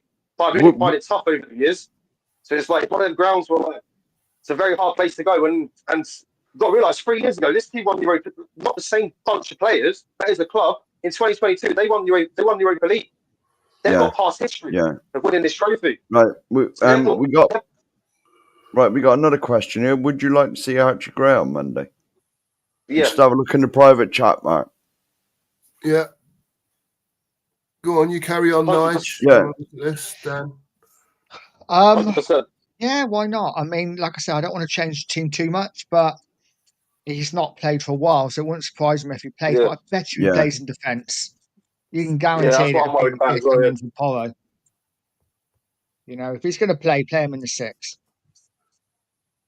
That's what I'm saying. If it's going to be one of them games where we give him a chance, stick him in the 6. Give him a game in the 6 against Forest in the Premier League and say, look, is the game starting there? Let's see what he can put him in like Mesha playing at centre back or right back all the time, and like just making him a utility player for the first 2 years, first years at the football club. Because people will say this is like helping his development. Not the long term, it's not going to. If you're just going to make it 20, if he's going to be sitting there in 3-4 years time, still a utility player, this ain't going to help his development. It's going to harm his career going forward because he ain't going to nail down a position. So it's like so you just like that. So give him a game in a position that he obviously feels that he's suited more to his game. You know, see what he can do there. Like, but I've got a feeling, like Nigel said, he's going to probably stick him at right back instead of Porro. If he's going to put him, if he's going to play him, he's probably going to put him in defence, not midfield. Pretty much guaranteed he's going to play in defence because he always does, doesn't he? When he plays him, he never puts him in midfield. So if he does play, it'll be either centre back or right back. Yeah, it'll be interesting. I'm a bit confused on it. I think he's got like you said about Van der Ven earlier, I think he's got pretty much to keep the momentum going. He can't make too many changes, can he? But then at the same time, you could see him making 6 or 7. It's a bit of a difficult one, isn't it? He's in a weird one, isn't he? He's in a weird one. Like he's in a bit of a weird one. What does he do? Does he rest up too many players now because the semi-final is massive? And does it take any? And does he risk losing the next 2 games against Forest and Liverpool as well? 2 really hard games, and then we don't take any momentum going into the Bodo Glimt game. And or does he rest up 2 or 3 of his key players and keep them completely fresh? Well, only play them a little bit part going into the. So I mean, he's a bit of a weird situation here because basically. People will say if he puts out too many players and it goes horribly wrong and we get spanked anyway by Forest, people are going to say, I should have rested up more players for the Bodo Glimt game now. That's what will happen after the final whistle. So he's got to I'm sort of more one where I'm at. Play 7 or 8 if you're starting 11, yeah? Only 7 or 8 or 9 if you're going to play usually. And if you're going to rest up only 1 or 2, do that way. I'll be honest with you. I think Liverpool is obviously a very difficult game. And if we lose to them, potentially, they could win the league. They win the Premier League, didn't they? Yeah. Yeah, well, potentially. Potentially. They got to beat Leicester, innit, or whoever they're playing. Yeah, but tomorrow, isn't it? Yeah. But, you know, I mean, Forest, I think if we play last night, they're beatable. If we go with last night. As well, yeah. Yeah, you know, because Forest is sort of. Because Forest are going to want us. Forest are going to want us to attack them, because they'll just hit us on the break like they did in the away tie game, you know. And so, if we can play like we did yesterday and sit in and be solid and do all the things we've been crying out for, I think we can beat Forest Monday. It depends whether Ange has learnt now, or whether he's just going to resort to type. And it's the same old nonsense, you know, because if he does that, then we're back on the Ange out bus. We are anyway. If we leave massive gaps on Monday night for Forest to exploit, we're in for a long night. Yeah, we have to keep it tight. That's what Forest are best at is breaking on teams. They've got the pace, so you know we can't afford to play into their hands. So yeah, it'd be interesting to see what Ange does now Monday after last night's result. Yeah, it will be. It will be. It really will be. Like, where's Mark gone? He had all the questions written down. I ain't got a clue what they are. Yeah, I don't know where he's gone. But I wouldn't surprise him if they started with Richarlison as well. Yeah, that's a good shout. There was a comment back here somewhere. Where is it? Here we go. No, this one. There you go. More Richie Odegaard. I wouldn't mind seeing it because Mikey Moore's been completely frozen. He's meant to be the next big thing, wasn't he? Yeah. He was meant to be the next. At the moment, is he? Yeah. He's not even getting a sniff now, is he? He's not even getting a sniff. You know, and you got to think he's got what? Odegaard in front of him, Tell. You know, I mean, there was all this thing about it being the youth project, but we're blocking their spaces. You know, none of the youth are going to come through because allegedly, if you listen to Mr. Lubo, Spurs have got some fantastic youth in the like young ranks. You know that. So I'm going to murder their names now. Who's the ones that come on and scored in the European game? A J or something? A J. Yeah, a J or something. Yeah. Him, he's meant to be fantastic. Scarlett scored as well in that game, didn't he? Yeah, Scarlett, a J, and we still got the youngsters on, and we still got the youngsters. Yeah, and we still got the youngsters on loan at Leyton Orient, haven't we? You know, Donovan and Keeley. Yeah, and so this summer, moving forward to the off season now, this summer, if we don't buy established players and we keep buying youngsters, what's the point? What is the actual point? No, we don't need youngsters now. We did that last summer. We need established players now to walk straight into the first team.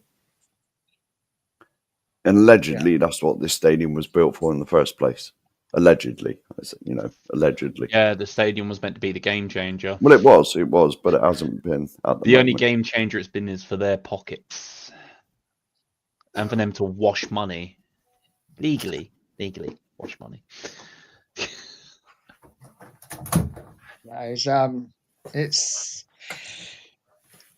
We definitely don't need any more youngsters. We got a couple in Belgium as well, haven't we? Is it Westerlo? Oh yeah. Hang on. Like Buskovic and. Hey, big up, Haz.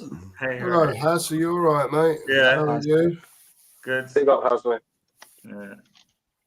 Go on, chaps. Carry on. I missed what you were talking about. Sorry. Go on. Carry on talking about what you were talking about. Where was you? I'm just like youngsters. The fact we've got a lot of youngsters, and in the summer we need to buy a few established players. Yeah. Yeah, we do. Totally we need the next level up to push to help these younger players develop. Like, we've got no real voices in the back because Ange doesn't want leaders like that, old hats. I keep having this running joke. I keep calling us Tottenham Crash Spur because anyone seems to be under the age of 21. Listen, we've got to do something sooner rather than later, whether it's, getting money in from players leaving, however it's going to work out. We need to get some experience in somewhere along the line to help, Listen, look at our left wing, all the players we've got on our left wing now. Yeah. When's Mikey Moore getting in? When's he going to play? Maybe Monday. Season now, I think, more. I don't know. It's Haz. Give us your views on. We've all had our views on what we thought was going to happen, and what did happen. Give us your thoughts on the game and what you thought the score would be before the game and that sort of thing. Well, I thought we were probably going to lose 2-0. So for us to win 1-0, it's more also like the manner in which we won the game as well. Like, I did not expect that. We spoke about it a bit on my stream earlier today. A lot of people said that Ange did it like this was on purpose, basically, to play this way. I'm kind of leaning towards that's probably being true, just based on the fact that was the first game I've seen Ange in 2 years, maybe more than 2 years. I don't know how long it's been there now. Where I've seen him more involved in the game itself. Like, for example, the Solanke penalty, where he gestured for Solanke to take the penalty. I thought was quite interesting. But what my biggest gripe is that the style we played last night, we've lost how many away games this season? Because we've not played this at least for like an hour of those, in each of those away games where we could have easily picked up a point or seen out a game. That's my biggest gripe, because clearly if he's capable of doing this, like where was this for like the past year or 2 years, whatever you want to say? Like it's just really annoying me. Like I'm happy but like angry at the same time, because I'm just like, well, we could have done this much, much earlier. But I think maybe, and Elijah had this argument, or not argument, but this was the case, saying that because at this point, he kind of has nothing to lose in some sense, because he probably thinks he's already going. And partly because he's at a point where he kind of has to, because if he doesn't, he's gone anyway. So it's kind of a bit of two things. But I just don't get it. Like when we give up, he finally decides to do something different. So I'm lost for words, really. And but as you guys talk about like the youngsters, I completely agree. Like next summer we can't buy any more, because we already have like 5, 6 already in the squad where they need to develop. So next summer we can't buy any. The problem is that the transfer policy doesn't fit that. Like I still expect to sign 2 youngsters next summer, or 2 potential players. So I just think it's going to happen. So the next manager comes in, if Ange doesn't win the trophy, let's say, has to be someone who can just work with young players. Because this is the situation we're in.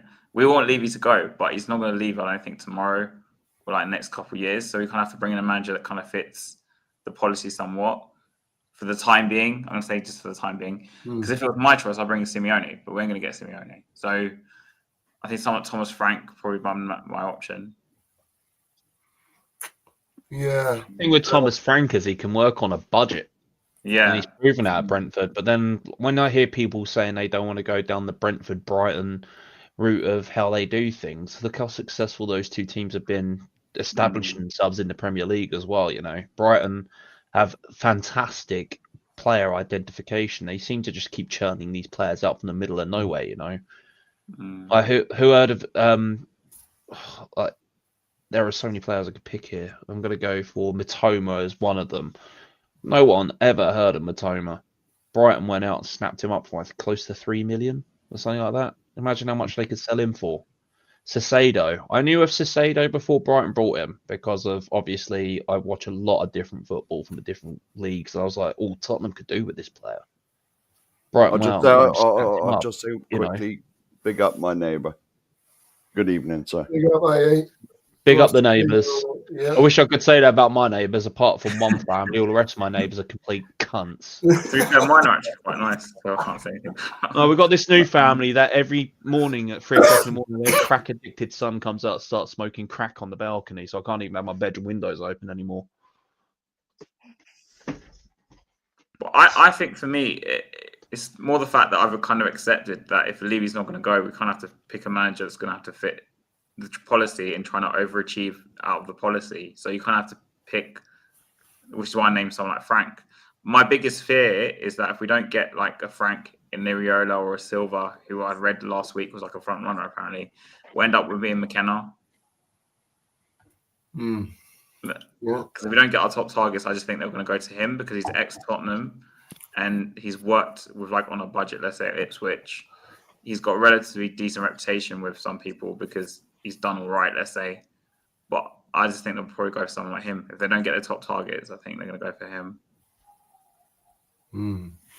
Yeah, I think that what David has just said there in his comment, it seems quite plausible, that, doesn't it, with new owners? But I'd like to see it. But I keep saying to myself in my head, the only way we're ever getting rid of Levy is when he's on his deathbed in a body bag. And all of us, like our younger lot, are now in our 60s, and the older lot have passed down their wisdom. And we're passing it down to the next set of coming up underneath us. That's what it feels like. It like for 25 years. So since I was 15, the owners have come in, so from day one, stated what they were going to do, and have stuck to it. And some fans can't see it. It's just comical to sit there. We're having the arguments all the time. We're protesting. We want this change. I want this change. I can't take this ownership the way it's run. Managers of high level sacked for less, and this clown, I will say it, has been able to keep his job, and clowns are actually quite entertaining and actually know what they're doing. They're there to entertain people. So insulting clowns feels bad, really, don't it?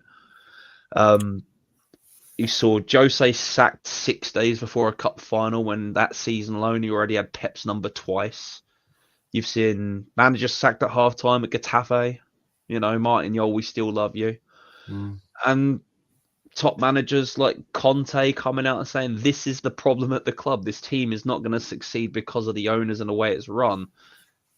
Come on, I mean, I've been Levy and Enoch out since Martin Jol was sacked 17 years ago, nearly. If not longer. And I'm still sitting here thinking, why can't some of these fans see the problems with Ange? Why are they so deluded with this manager? This whole Ange ball is just a high line. There's no reinventing of the wheel here, people. It's high line, leave your goalkeeper exposed and hope the two people with pace can run back and make a tackle. That's all it is. Well, we'll see on Monday, don't we? I think we're all under the thing that we'd like to see that sort of structure, and maybe, obviously, you know, a bit more attacking, but that all comes in time. You've got to have your structure and I think, you know, I've got to give him his due. As hard as it is for me to say it, I believe that he got it right. He got it spot on, mate. To be honest, as much as we don't like him, you got to give him his flowers. Yeah, that's what I said. That's what I said. Obviously, yesterday, like we'll give him his criticism when he gets it wrong, but then we got to be fair to him and give him his praises when he gets it right. And in a situation yesterday where we thought, let's get us into that last spot of the Europa League, so we still have something to keep us invested into the rest of this season, he got it over the line at the end of the day. So we have to give him his praises for that. And like at the end of the day, when you get a clean sheet in a second leg in Europa in the quarterfinal, when the two-legged tie, when you haven't done the business at home, it usually makes the task very, very much hard for you to get through. So to get out of that tie, 90 minutes as well, winning the tie in Frankfurt as well. But Ange actually got it done yesterday, and I have to give him his praises for it, because if we'd have gone and got bashed this game 3 or 4-0, would have been quicker. I'd have been quicker to say, look, he's got it wrong. We're out of the Europa League. Well, see, there's a lot of people here wanting to go anyway. I want him to go. I'm not going to say about that, but it would have been quicker to say he got it horribly wrong yesterday. Like yesterday, they all as a job, as a collective, done their job yesterday. And like their danger man was Ekitike. We had a lot of people telling us about, this guy's going to score a hat-trick against us in the second leg, and it's going to be done because this guy's going to show up. And like Van der Ven and Romero done a job yesterday. There's a defensive partnership where you know there's a danger man. You stop them, as a collective. As a collective yesterday, they both done their job spot on. But Romero, and it took a lot of criticism from Spurs fans recently, and rightly so, because he's been a joker these last couple of months. But yesterday, when we needed him to step up in a massive game, like in tournament football, this is the sort of games that Romero will step up in as well. But even though it's different to international football, Romero's got experience of winning big trophies. And yesterday we saw that experience shine through when we needed him to step up. So that's the sort of Romero I want to see for the rest of the season. And that's just now get me back in a positive. But yesterday, that's what I'm saying. I'm going to leave in a second. But I just want to finish it on like this 1 second before I go. The last couple of times I've been on here, it's always been after we've had a defeat. And it's just always had to be like, come on here, like, I have to say, basically had to say it straight, bashing the team because the team been awful and the manager's been rubbish. It's good just as a fan, just to come on for once and actually be able to talk positively about a football game that our football team have played here, but have actually stepped up here and done a game plan and actually seen it through here and actually played as a team and got us over the line. Because I said one thing yesterday, not just the manager, but the players as well, get us to that semi-final, the first European final been in for 6 years, the first Europa Cup final been in 41 years, and at the end of the day, we're now one step away from getting to a final. If people would have said before, a couple of weeks, months ago, we're one step away from getting to a final, all that's stopping us from getting there is Bodo Glimt. This is no disrespect to Bodo Glimt, but a lot of Spurs fans would have been like, this is our dream. Do you want to know my massive disappointment from last night for everyone? The fact that at the start of the season I stuck a tenner on Lazio to win this competition. I'm out of a tenner. Their penalties were awful yesterday. I have a soft spot for Lazio. I don't know why. Out of all the Italian teams, for some reason it's Lazio. You can't say we didn't tell you, Corey. Yeah, nothing next time your neighbours crack. We're awful. I think it's just because back in the 90s with the old Channel 4 thing, with like the starting screen was like, "Go Lazio!" As a young kid, I was just running around going, "Go Lazio!" In a house that didn't like football. Mum and Dad hate football, but if you ask my dad who's his favourite football player, he says Judas. And I don't know why he doesn't like football. What can you say? What can you say? Right, I'll tell you what, chaps. I'm going to chip up. I'm going to leave you all now, but thanks for having me. I'm having me on again. Worries, man. Anytime, man. You're more than welcome, man. It's just and it's just good that we've got something to keep us invested in for now, but potentially going into May now, because basically, well, think about it, there's only 5 weeks left of the season, and it basically would have ended yesterday if we would have gone out. As Spurs fans, we'd have had to basically, it'd have been a chore to watch the last 5 weeks of the season as Spurs fans. It would have ended yesterday if you think of it like that. So now, just as a positive note, just going into May now, we still got something to fight for, and as football fans, that's at least a positive. Because at the end of the day, it would have been dead if we would have gone out yesterday. It would have been sitting the last 6 games just waiting for May the 25th to just roll around, just come around to May the 25th. So now we're 3 games away from winning the trophy.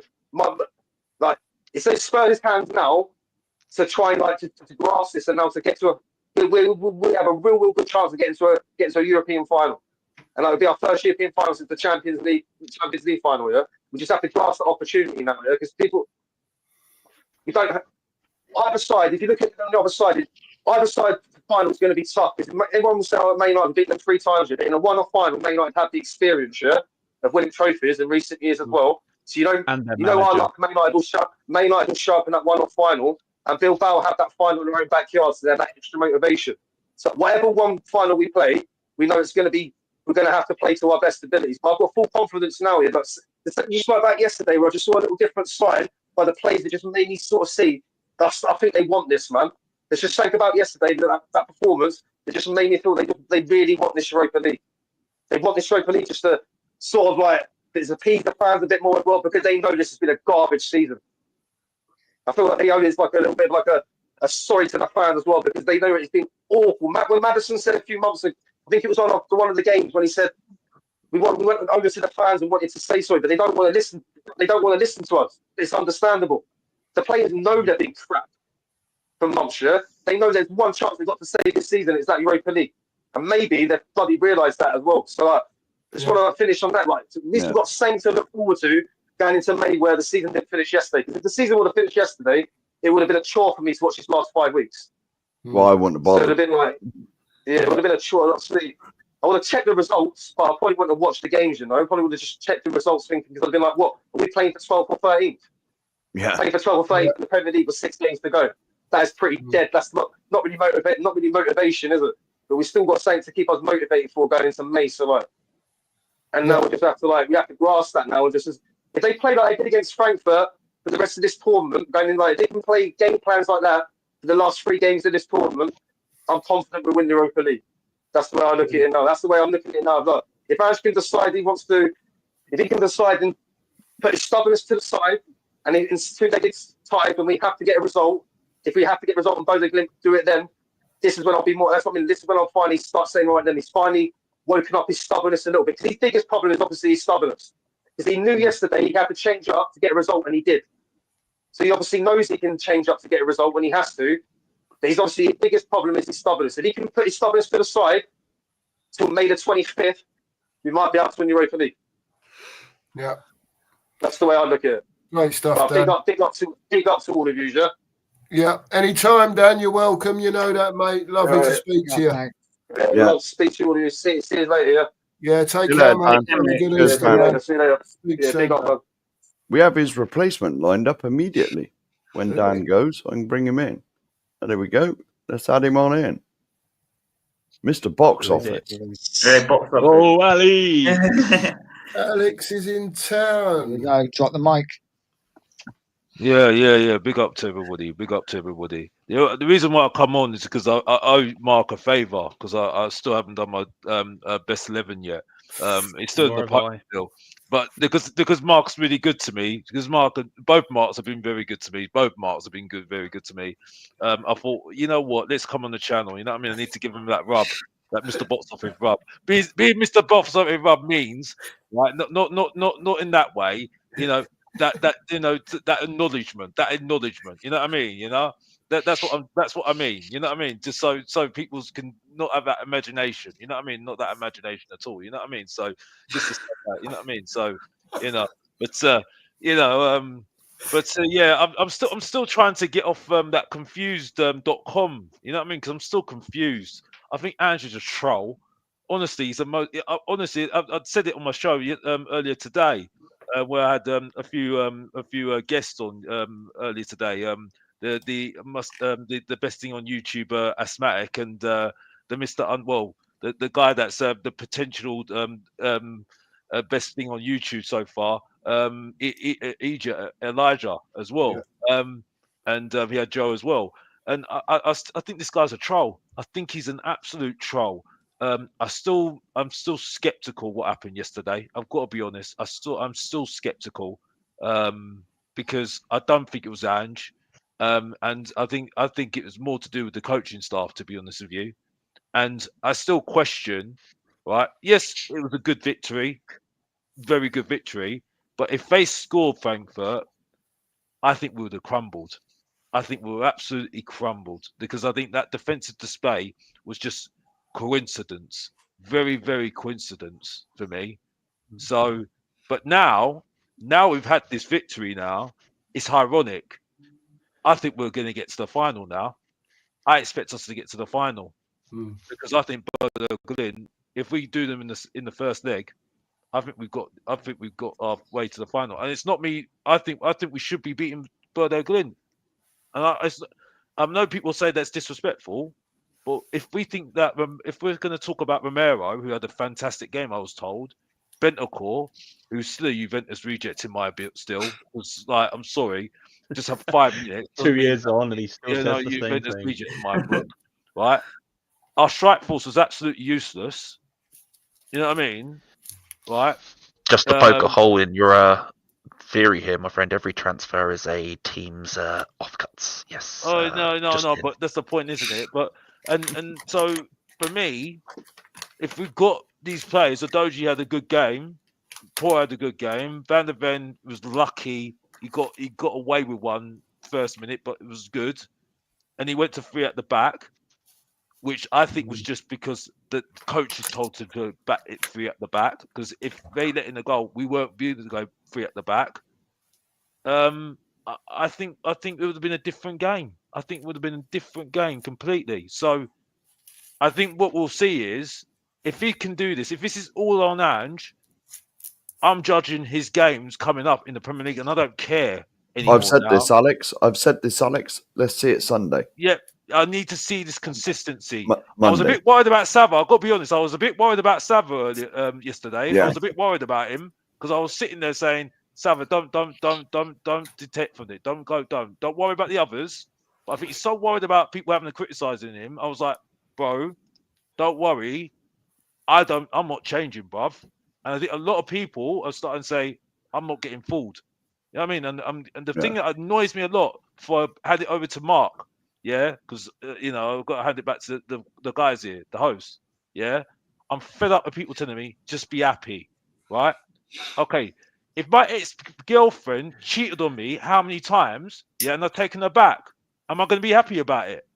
No, I wouldn't. No, I wouldn't be. You know what I mean? I wouldn't be happy, wouldn't I? So I'm sorry, just because I've been disappointed how many times and I've been let down so many times, I'm not gonna allow it. Okay, if we win this competition, cool. I'm celebrating, but I still want this guy gone. I'm consistent. I need a lot more to get me convinced, Alex, and that's it. That's Mr. Box Office talking the truth again. Back to you, Alex. Mark. I'm done. If you don't know, get to know. I've had enough. Here we go. We've made it now. 23 months. I've been saying it for 23 months about this manager. I didn't want him when he signed. We've made it now, Mark. We've made it now, Mark. Alex said back to you, buddy. What can I say? I mean, To be fair to Alex, right, I'm on the same. I don't want him here no more, whether he wins it or not, mate. To be quite honest with you, he, you know, we've seen the difference yesterday. Like everyone said, what we've been asking for a little bit of stability, bit of proper coaching, in-game coaching. We saw a bit of that yesterday. But if we go back to a shit show on Monday against Forest, then has he learned anything? Has he learned anything? Because, I don't know, someone made the point earlier, I don't know if it was Daniel, Forest have got a lot of nippy players up front. Morgan Gibbs so White, they're going to try and run us ragged. And so, you know, is he going to go back gung-ho again, or will he sit in a little bit again? Has he learned his lesson? Will he go back to where he was because that is the Premier League? I think the problem we have, in my opinion, is because I've seen something like I disagree with Alex. I think Andrew was involved last night with the win. Like I know you're saying the coaches, but I'm going to disagree with you on this, Alex. I think it was Ange, mainly because I just saw him more involved in general on the pitch and stuff, like with the Solanke thing, and like I you know how much I hate Ange, yeah, like I dislike him. But I have to just hold my hands up and say, like, I think he was involved in the game like a lot more, which is what we've been asking for ages, yeah. But the problem is with, say, comparing the next few games is Forest is a fair enough because there's no game, like the next game after that is Liverpool away. And I think that's the game he'll rest players in. This is a problem because he'll rest players against Forest, he'll rest players against West Ham, which is probably what we want him to do anyway because of the Europa League games are following them. So to judge him on those two games, I think, whilst I want to, I think we'll be a bit disingenuous because we're probably going to want Liverpool to beat us because they're going to win the title over Arsenal. And then the West Ham game, I think he'll rest players because the second leg is straight after. So, but in terms of Forest, we should be looking to win that game. Whether we'll win it in the same manner, I don't know, because last night we had to drop deeper because we're playing away from home, right? And I don't want us to revert to playing like that at home because I don't think Forest will do that to us. They'll be the ones to drop deep. So what I really want to see is more the fact that you just won't invert the fullbacks. And I don't want him to go completely low block unless obviously no or something. But was he confirmed with the thing? Was he confirmed with his backroom staff? Sorry to interrupt you. But basically, right? Did he? Because he was looking at those electrical screens a lot of the time as well. At the time as well, and he was talking to his coaching staff. So for me, at the moment, I don't think it's him. I really don't think it's him because I think it's just circumstance. Because everything is. Look at the way he was talking before the game. Look at the way he's talking, and look at the way he spoke after the game as well. Right? It was like he was trying to prove a point. Like it's like he was trying to say, "Okay, you thought I wasn't that clever." Like, and I don't think he is that clever, because if he was that clever, we'd have seen this sooner, Harry. We'd have seen this sooner. You know what I mean? But you get what I I'm saying? Personally, this is just my take. Yeah, I'm probably wrong, but I think he's at the point where he's probably going to lose his job. So he probably thought, you know, he got nothing to lose, so he thought he'd play that way because whatever he does, he probably thinks he's going to lose his job anyway. So I think he just threw away his principles for this one game. It might just be one game, right? That's what I mean. It might just be one game. Well, and he thought, I'll play like this because if I win the game, I'll be a hero. It's like, because regardless if we will want Ash to go if he wins the Europa League, I think they're going to give him, because we were speaking about this on my stream earlier, they're definitely going to give him the window and then, like the first few months of the next season. I think they will.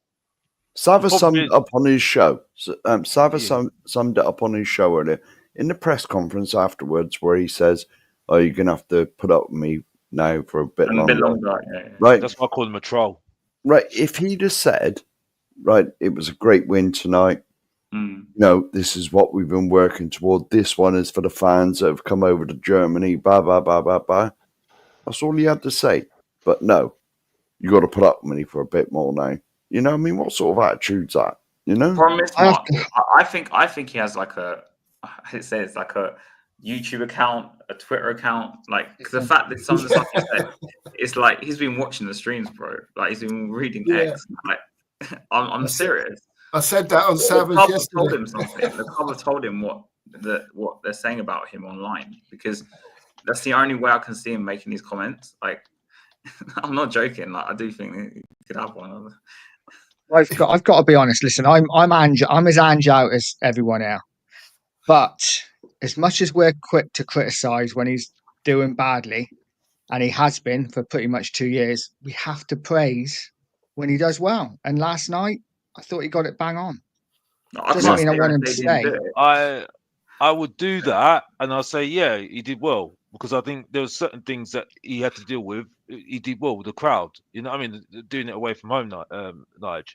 But for me, I need to see a longer thing to see. I don't think it was him. I really honestly don't think it was him, because I think it's mainly, I think it's the players one, and I think it's mainly his coaching staff, because I think we would have seen this sooner if it was him.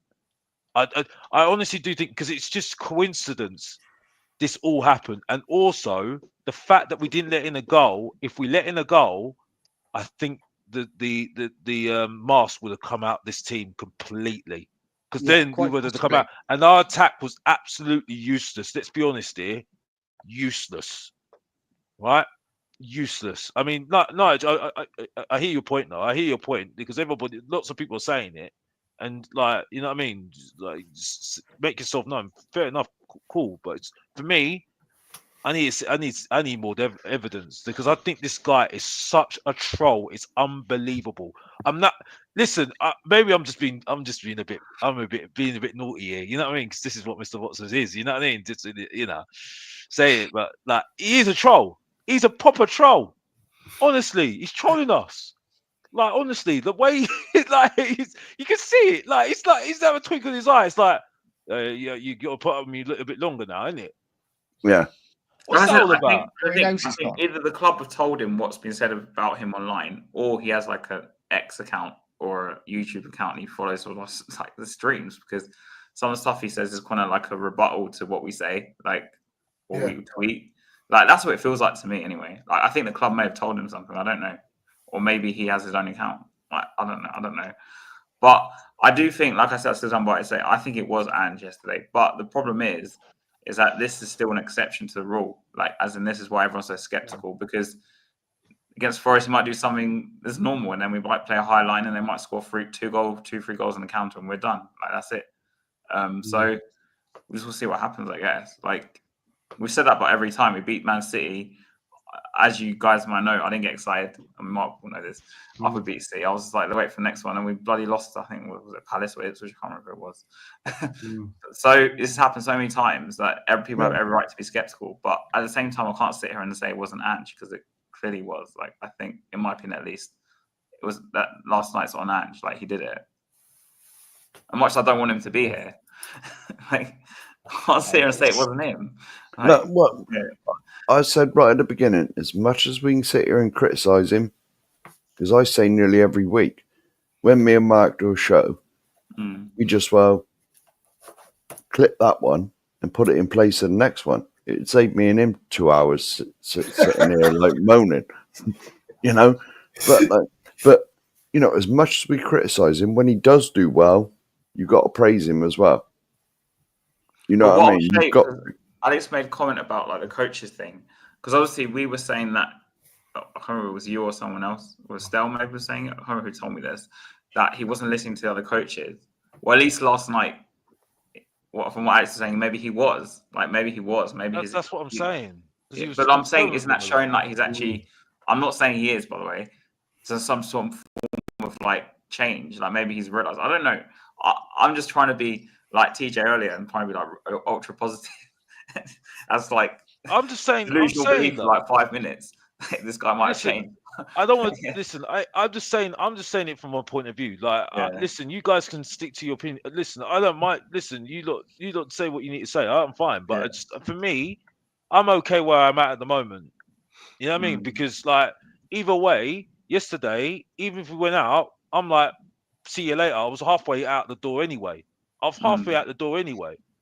You know what I mean? But like, now, I'm just like intrigued to see whether. Listen, he'll be our successful manager in the last 2 decades. Fact, yeah. If we win Europa League, right? So he knows what's at stake. But now these Premier League games, for me, I don't care whether people say that he puts the second team out. For me, this is the test of time for me, because then we'll see whether it is really him or not. You know what I'm saying?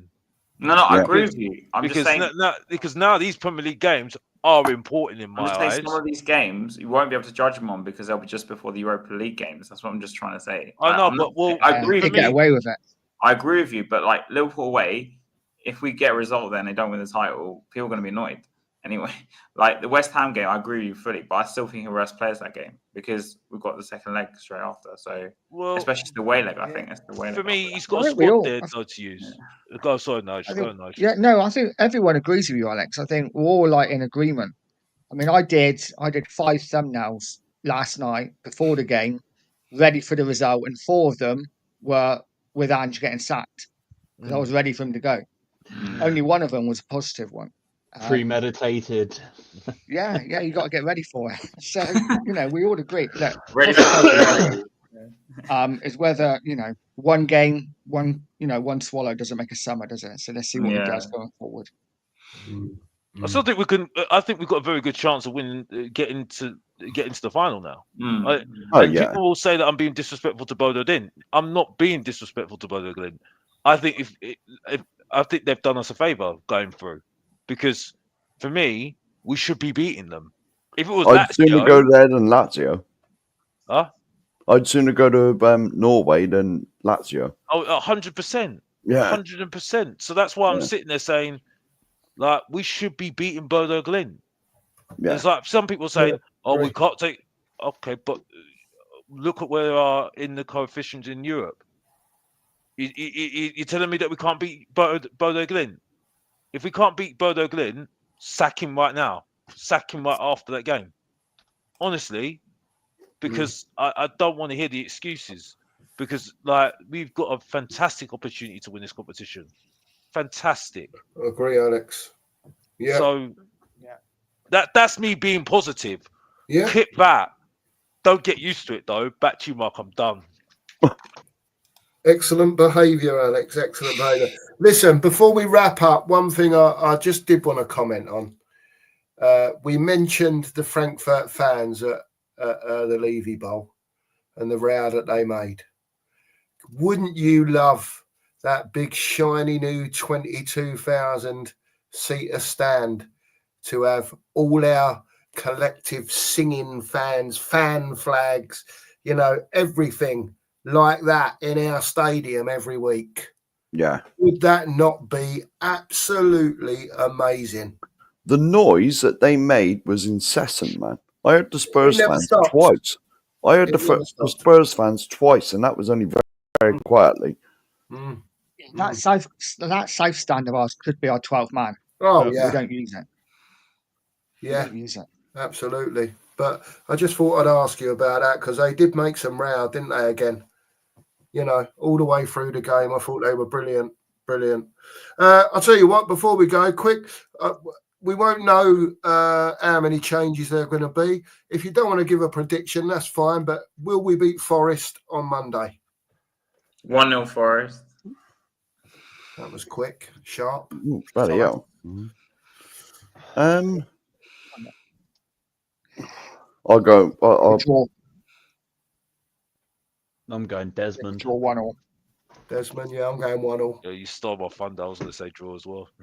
That's all right. That's all right. I wouldn't have Bodo Glimt, in my opinion. I don't think it's going to be as straightforward. Like, I think we should win on paper. We should clean them easily. But they beat Olympiacos 3-0 at home. They've beaten, on the plastic pitch, they can beat teams, really easily. Because, obviously, they beat Lazio 3-0 in the first leg. So, it's not going to be as straightforward. But we should really beat them. On paper, we should beat them quite comfortably. I just don't think it'll be as easy as everyone thinks.